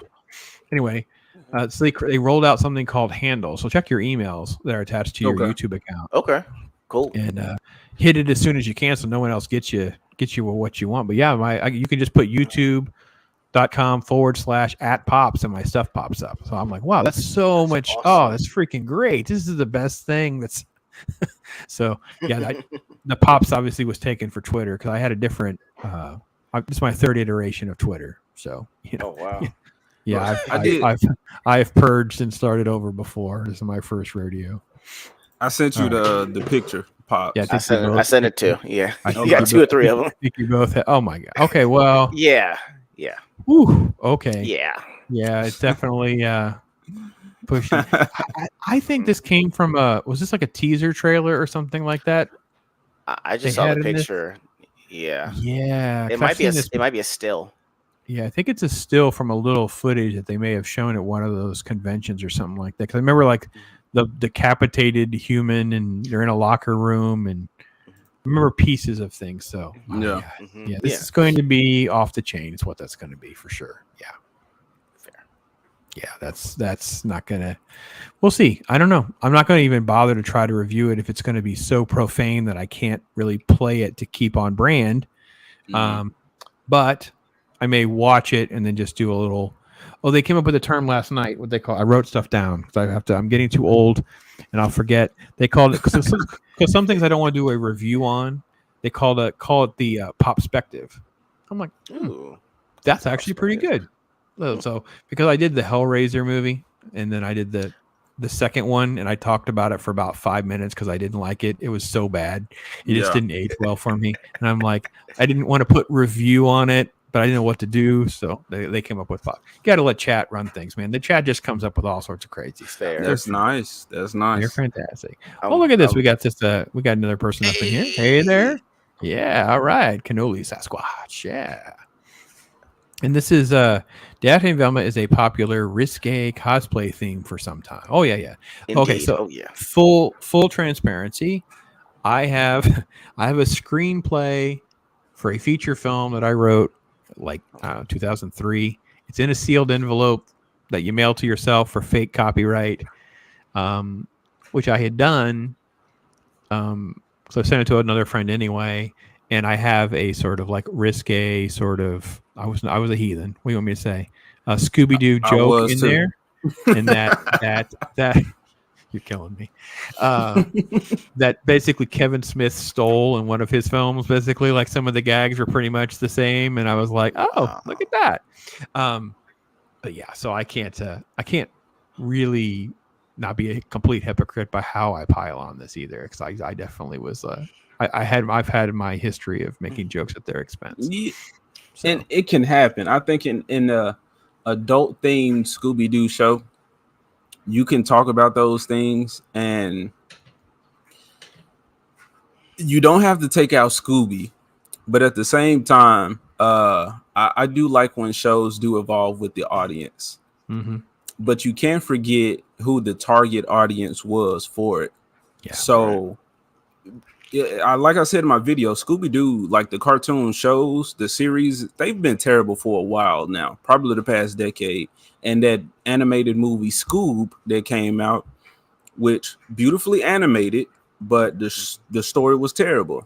and that was unfortunate because Blue Falcon and Dynamite were I was in so it. excited to see them. Mhm. I was so excited. I Yeah. had so much fun just seeing Dynamite. Yes. But they were just everything was out of character. Like Blue Falcon was so badly done. Yes. So you like- seen the movie? Oh yeah, So- I own the movie. Okay, I so I have 4 grandkids and 5 kids. So, that's the kind of thing. And I'm a Scooby-Doo nut. okay. So I'm not into the animation as much as you guys are. Well, you go Scooby-Doo on me though. I'm like, Mhm. I'm In like, there. I very early on. It's like, got to go around the table, kids. You all better know who the 10,000 volt ghost is, and you better know who the 9 or 49er is. You better know Wow. your game, okay? Because Wow. that's how I roll. Yeah.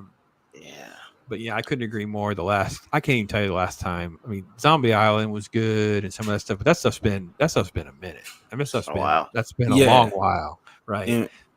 And we talked about that on the stream. Yeah, it was like a period where like 4 movies back to back where the threats were actually real, and the kids were like of college age. They had careers.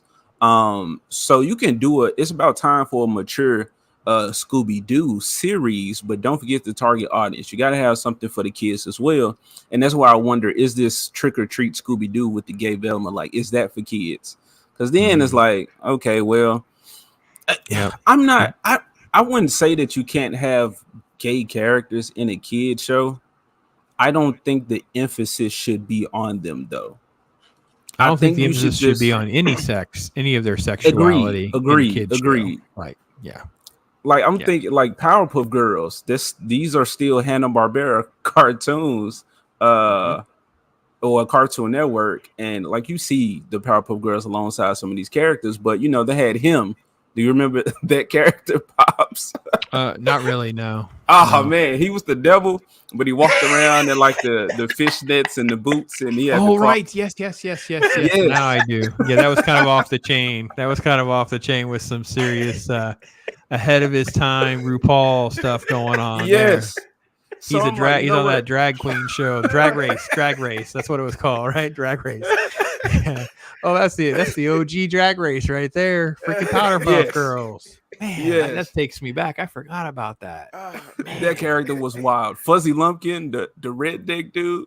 Oh my goodness! Because half of my family last name was Lumpkin. Is that on HBO Max? Is that on the Max? I think so. I think that one and the new Powerpuff Girls is on there. I think I could take in some of that and have some good flashback laughs. That stuff's off the chain. It's beautiful. Funny stuff. Yeah.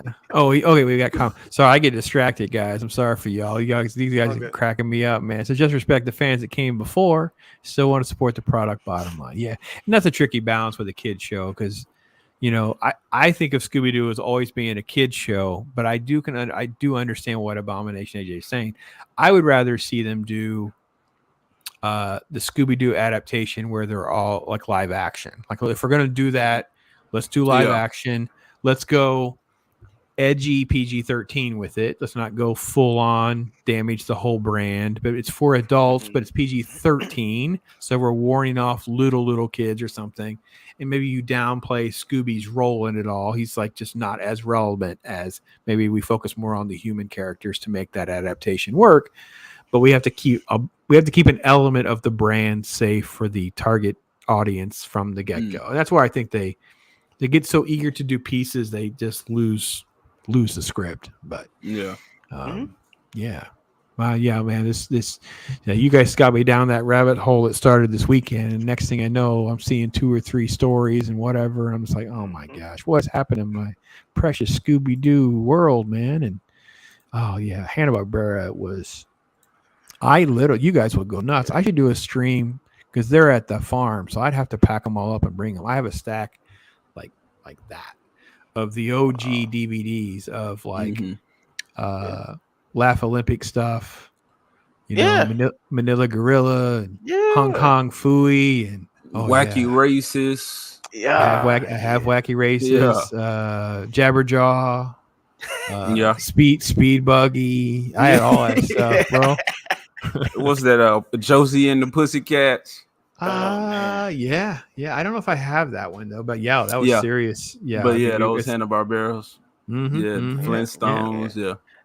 Yeah. Laugh Olympics was my thing too because it was one of those things where you'd watch it and you were too young to know, but I realized they just made up a whole bunch of characters for the show, but it made you figure out what all these characters were to go find those cartoons. But later on, as I learned, oh, by the way, those were all made up. Half these were made up for the freaking show. They were just no other cartoons to chase after. But I can't get most of the grandkids into most of those yet. I have to it's kind of an incremental thing. But Scooby-Doo they're in for. They're in for. So Jimmy Neutron, he's an easy sell for some reason. Jimmy translates really well to the kids these days. I don't know. Yeah. You never know what hits and what doesn't. It's so strange to me. But oh man, it's been a wild ride. Do the kids love Looney Tunes? Because we were talking about that earlier. We don't have a cartoon that's, I think the furries kind of killed the art of it. But like, we don't have anthropomorphic animals doing crazy stuff. Like I'm on YouTube watching this stuff, and you got gags where these dudes are actually putting, to their head and pulling the trigger and it's some very mature themes in Looney Tunes, but they were just all gags. And I was like, we don't have a cartoon that does that. And it was like episode. They're into one called Bluey. You guys are familiar with Bluey is? That's like Nick Jr. Yeah, one of them's into Bluey, and even though she's getting a little old for it, I encouraged it because I thought the morality of the show was pretty good. I enjoyed whatever episodes we saw. My wife was like, yeah, she can watch that. And I was like, all right. And I sat there watching it like, oh, this is actually pretty good. I'm like, okay, she can watch this. I don't know about Looney Tunes that they've watched a lot. I got to be honest, the little boy, he's 2. He's into dinosaurs. So all I do is find the nice, safe snippets of Jurassic Parks and stuff like that. He just thinks, he just, as long as I don't show him the one where it eats the lawyer, I don't get in trouble. Yeah, he's cheering for the dinosaur anyway. I'm like, look, he's chasing this. Whatever. He's like, yeah, get him. And I'm like, okay, all right, that's good enough. We gotta stop. Yeah, so yeah. I'm not the best role model all the time, but yeah. You got the sitcom dinosaur that he can. I don't know if we own that. It's on Disney Plus product. It's on a Disney product. Yeah. Okay. Yeah, it's out there. They did Land Before Time. They enjoyed that. Okay. I think I have all those because one of my daughters was always into that. So we've always owned Land Before Time stuff. So they're always into that. Yeah, Scooby, Land Before Time. The one's going through princess phases, so she just picks one out. It doesn't matter which one it is. She always finds one, and that's what she'll pick. Yeah. Yeah. You got the Disney dinosaur movie? That's what I'm saying. I don't know that I own it, but obviously it's on Disney Plus. I just don't know if we've ever had him watch it. Oh, my wife won't like that for him because the baby dinosaur acts like a punk. You talking about the sitcom, the series? Yeah, is that what you're talking about? No, I was talking about that one at first, but now I'm saying like it's the movie dinosaur. Yeah, with the egg. Yes. They watched some of it. Yeah, we watched. I don't think they made it all the way through. I remember putting that in. I think it lasted about an hour, and then I was kind of losing them, and we had to bail out. They did. Well, that's what's going to happen. You get an hour. That's a godsend. I get it out. It's almost through the whole thing. No, the sitcom part would be a little sketchy because the little punky baby's like not going to encourage the best behavior. Yeah. And when they're between 2 and 4, they'll latch on to any of those things. The next thing you know, you have to make an account at the table on who exposed them to whatever behavior they're imitating. And that's just going to get old Pops in more trouble than I can normally get myself in. So, start hitting you with the skillet. I just get the look. I just get these looks like, oh boy, I'm in trouble.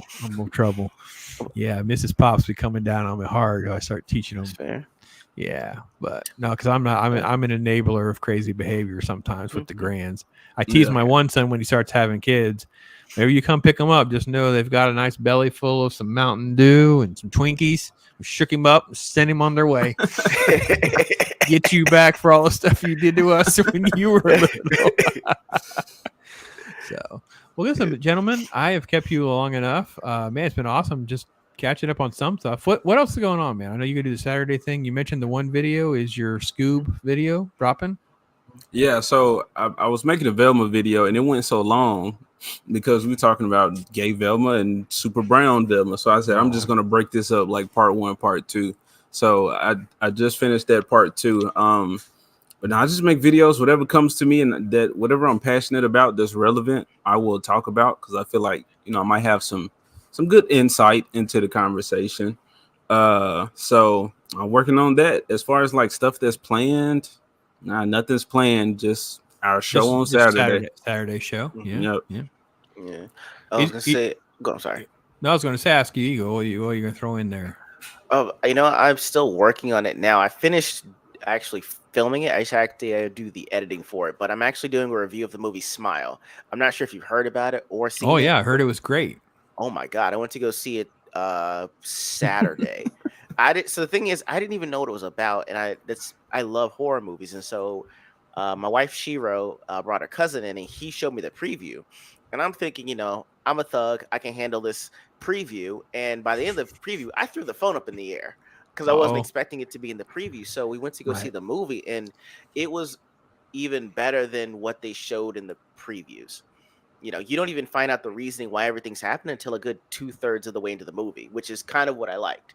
You're finding out things as the character finds out, and there's no dramatic irony at all. So everyone either gets scared together, everyone gets surprised together. So, I mean, it was really great. So I'll be doing a review over that. Hopefully I can get it out by tomorrow or even Saturday evening after the stream. But yeah, I'm really excited about putting that one out.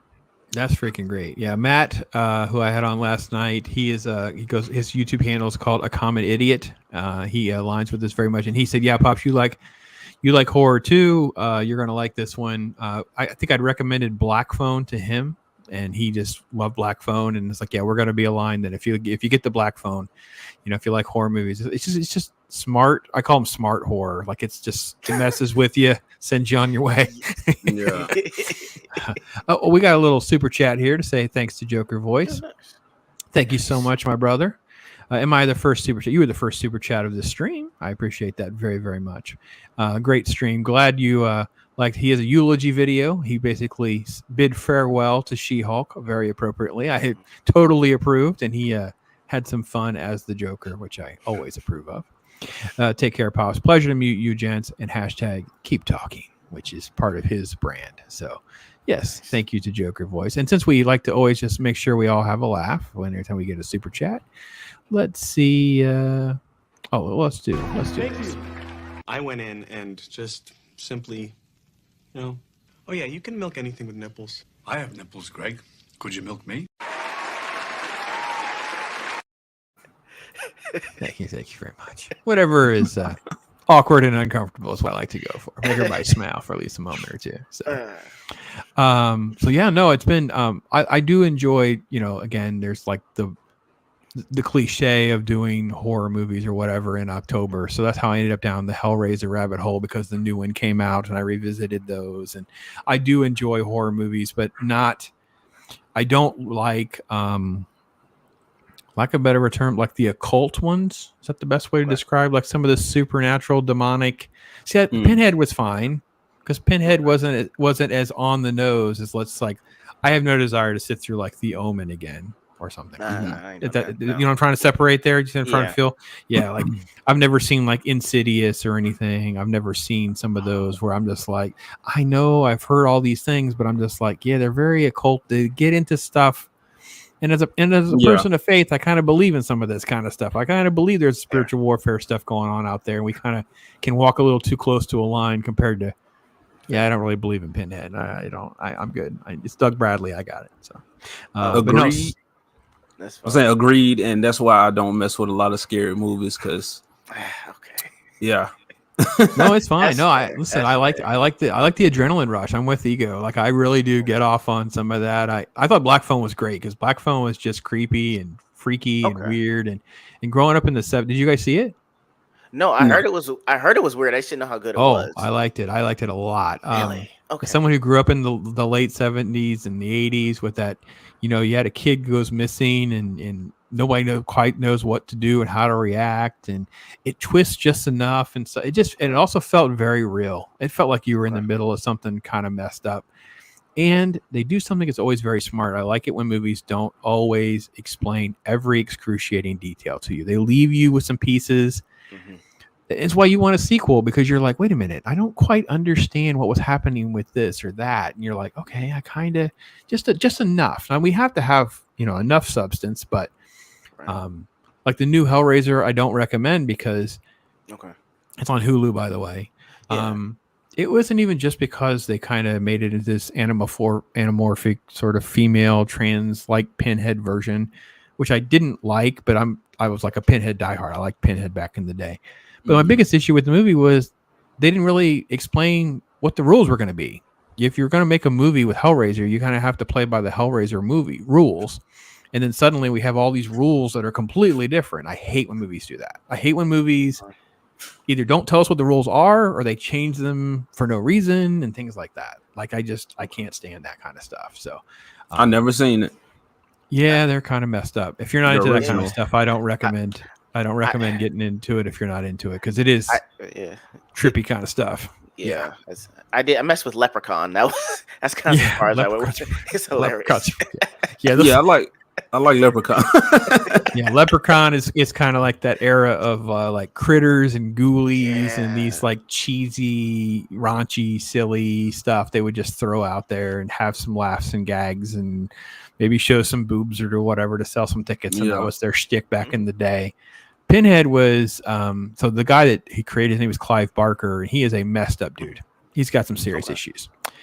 And it definitely has just sort of this concept of like, you can kind of get what you ask for. Be careful asking what you want, you know what I mean? And I've always kind of thought that about people that are like, the Satanic Church and whatever. And I'm always thinking to myself, there are movies that kind of drive kind of close to what you guys are doing. I'm thinking, I don't think I'd want to come face to face with a real Pinhead. Thank you very much. So I don't want to mess with that. But I love like Halloween. I love those movies. I grew up in that era. Like, we did Talk Hard on Army of Darkness this week, and it made me rewatch Evil Dead and Evil Dead 2. And it's like, Evil Dead was this, that Halloween is one. They're like these super low budget films that basically were done by visionary creators. Like, you don't have money, what are you going to do?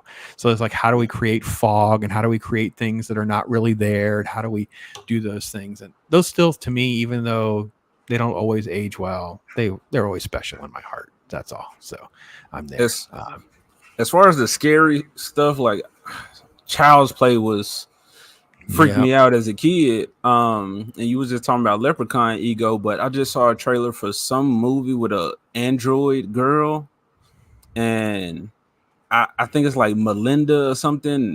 Right. I've seen that trailer. I don't know what it's called, but there's something. She's creepy, man. She's too much for me. I don't do that. Yeah, that freaked me out. So I doubt I see it, but I would love to see people's reaction or like reviews to it. I will tell you that I'm so this again. There's no surprise with that little hair on my head. I actually worked in the movie theater when Child's Play was out. Okay, so I actually saw Child's Play like multiple times, and to the point where when a movie is like that, because it's really, I know it's I don't mean to be offensive, but it's like, it's really not that scary. It actually can become kind of, when you've seen it like 20 times or at least it's now you're just kind of laughing with the experience at that point, because it's absurd that this silly little doll, because there's those scenes where he's like kicking, and you're in there and you're just like, people are like screaming and you're just laughing because you've seen it like 20 times, like, you're just not fazed. So I don't know that I've ever watched any of those again. I've been through them in my brief little couple years in the theater stuff when I was in college, and so because that was an experience, man. I don't know if you ever worked at a movie theater or know anybody who had. It's one of those. It's like you're working with the public, but you're not really. So it creates this little weird site. It's like, so for instance, we'd had like RoboCop came out. And it had like a big moving display, with the GARM, it would just move whatever. Yeah. And everybody came out. It was like 10 o'clock or 11 o'clock at night. No one's in the lobby because all the movies are going on. And I come out of a room and you could just see people dragging it out the front door. They just stole the whole freaking display right out of our lobby. What are you going to do? Yeah. What are you going to do? It was like, okay, well, that was a life lesson. I didn't know that could happen. It would never occur to me to think that was an option for a human. And yeah. So yeah, there were things like that would happen. Just like, okay, that was weird. So yeah, that's why I don't eat popcorn, because I had to, back then you had to pop. They didn't have the machines like they do now.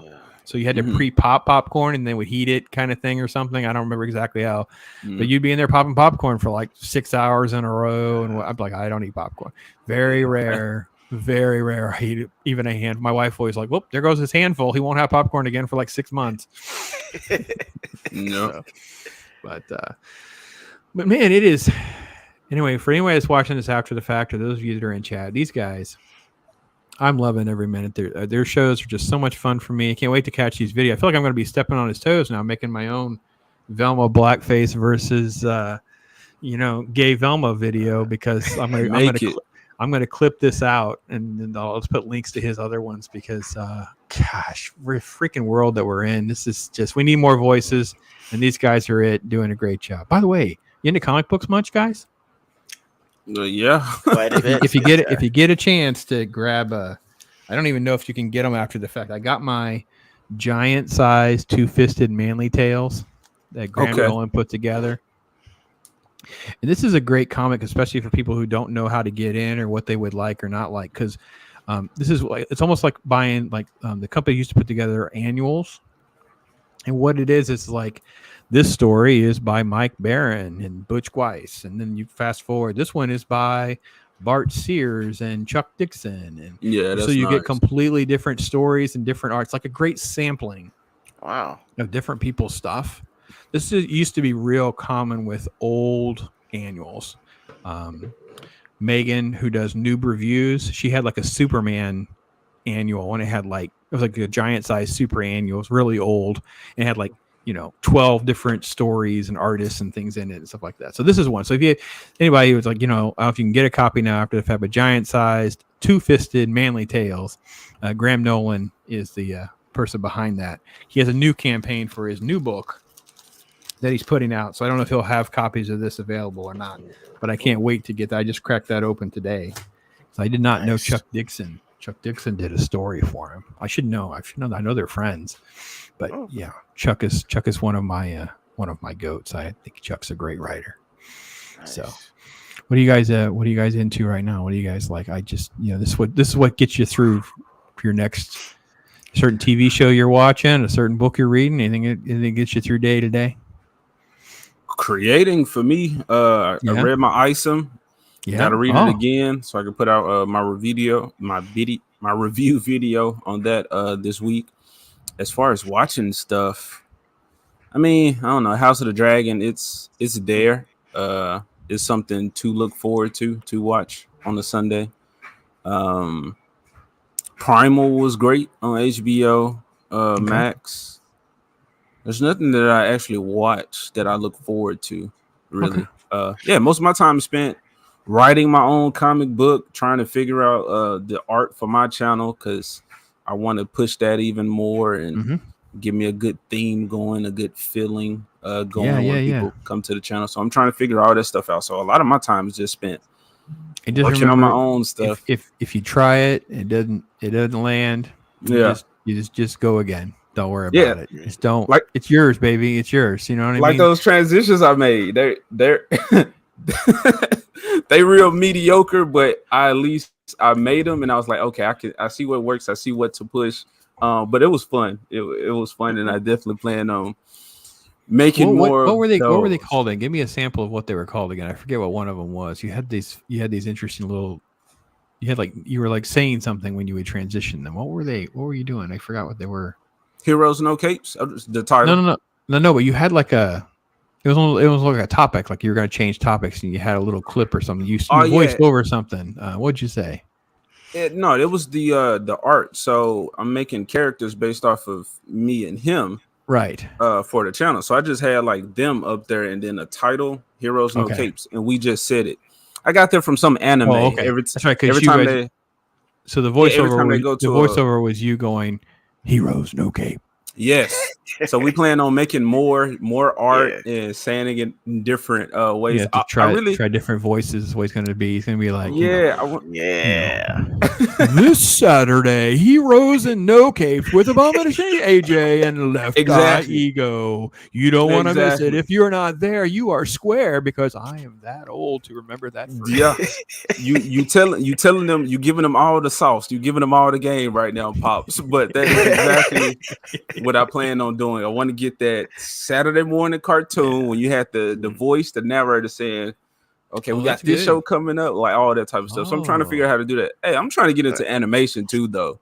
Oh, that'd be good, man. That'd be good. I wish my son would. I wish my son would do. That's what he does for a living, but he won't do it for free. Yeah, and he's expensive talent. He went to an expensive school, so I guess I really shouldn't blame him. Yeah. But yeah, he does animation for a living. It's I see the stuff he'll do is like a joke, like a hobby. Like he did this one where it's like this little frog walks over, sits on a rock, and starts fishing. He did like in a few, like it's just for people to do it. They're like, they just do it. You're like, oh my gosh, that would be so flippin' cool to have as like a. And that's like those old Mel Blanc, what's that, Metro MGM cartoons where they had stuff like that. And that's what I meant, like with the Looney Tunes. Like we don't just have like short little cartoons that got these adult like gags in them, or maybe they're like literal like jokes. And like I remember the characters would pull up the little card with the screw in the ball, and you know, or they'll have the donkey's butt, you know what they're trying to say, like stuff like that. I'm like, we don't have adult themed cartoons like that. I mean, I was gonna say, I think the only close thing that they can have to that is Teen Titans Go, and I think that's what they figured. But the thing is, I think that's what they figured out when the original Teen Titans, the cartoon, came out, was the fact that they ended that movie when they were in Japan, but they were like, well, hey, there's nothing for kids below the age of 9 to watch that wasn't that serious. So they're like, we have to make Teen Titans Go for a younger audience. So they're smaller, they're cuter, and they actually have gags in there, but they put adult themes. Like, I don't know if you heard the Night Begins to Shine music video they did. Like, it was a total it was an 80s an ode to the 80s, and it's with Cyborg, and he's on a horse, and they play the song, and he has this black flowing mohawk that comes out of nowhere. Gotcha. It's hilarious, right? So I think that they were trying to do that, and it sucked because you were expecting Young Justice after Teen Titans, but they went to Teen Titans Go to snag a younger audience to get you ready for Young Justice. Gotcha. It's just the fact that it was that in between. It made you feel really weird with no warning. You hear the same character voices, but the maturity level isn't where you thought it was going to be. Right. So I think that's what they're trying to do with their gags. But there's some established. I mean, like with these cartoons, you just got some animal doing stuff, and it's like short little 3 minute, 5 little animation, but there's a lot of them just like back to back. They're not held to a story. Like I was watching just one on YouTube, and you just see a shot, like beautiful painted background, like the art was beautiful. And it had all the little mice running around, and the narrator was like, here we close in or see mice frolicking in the woods. And then you see this one mouse with super huge ears. And then the narrator says, well, what's wrong with you, little fella? And then you just like the mouse looks like he's just like having a psychotic breakdown, like he's on drugs or something. He's like, I don't know, but I hear everything. And I was just like, what? Like, that's great. So well, like all the voice is just bothering him. Here's an artist for us. This is James. James is the Ginger Ninja. That's the comic book I was telling you about earlier. And what about Primal? Too soon? Not sure what happening there. And he says, "Knock the Mama." Is that from Primal? Or is that just I think he mean Not the Mama from maybe Dinosaur. Oh no! Yeah. Not the Mama. Yeah. Okay, cool. Yeah, he probably saying knock the mama, like that's what the kids going to be doing. Yeah, they will. And Mrs. Pop's going to be getting knock on the Pops is what's going to happen. I start showing that show off. Yeah. You're right about some of that cartoon stuff and those animations, things like that. And it was fun growing up with some of it because as you got older, you would start getting jokes that you didn't get when they were first happening. And like I said, we had more of a controlled approach over what our kids would be exposed to. So we kind of exposed all of our kids to all that older stuff rather than like what was contemporary. Yeah. And we've done a lot of, now we don't have total control over the grands, but because they'll feud with us. We want to watch this. It's like, we don't have that. Even if we do, we're not letting you watch it. You know what I mean? It's like, no, we're not watching that. Yeah. So, but yeah, no, man, I think it's great. You have to find, so yeah, I mean, I've said it before, like, got to have realistic expectations and just keep churning and burning, doing your thing. I'm with you on House of Dragons. I'm enjoying it for the most part. I think you and I, AJ, talked about it. We were on a Pops Talk where we talked about how it still feels very small at times. Yeah. But it's at least good writing. Like, at least there are really good scenes and there are some good things like that. This is drama. Kinda, yeah.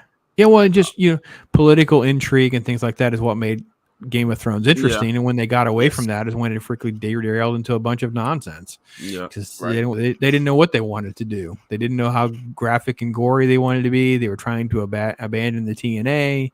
They were trying to make the men milquetoast and make the girls Mary Sue's. And it was a freaking mess. So the show at least seems like they have a better outline of what their rules are going to be. I don't know, lack of a better phrase. So, well, gentlemen, I will let you guys get back to your lives. I appreciate you guys hanging with me, though. It's been freaking great. Awesome. Thank you for having us. Yeah, appreciate the invite.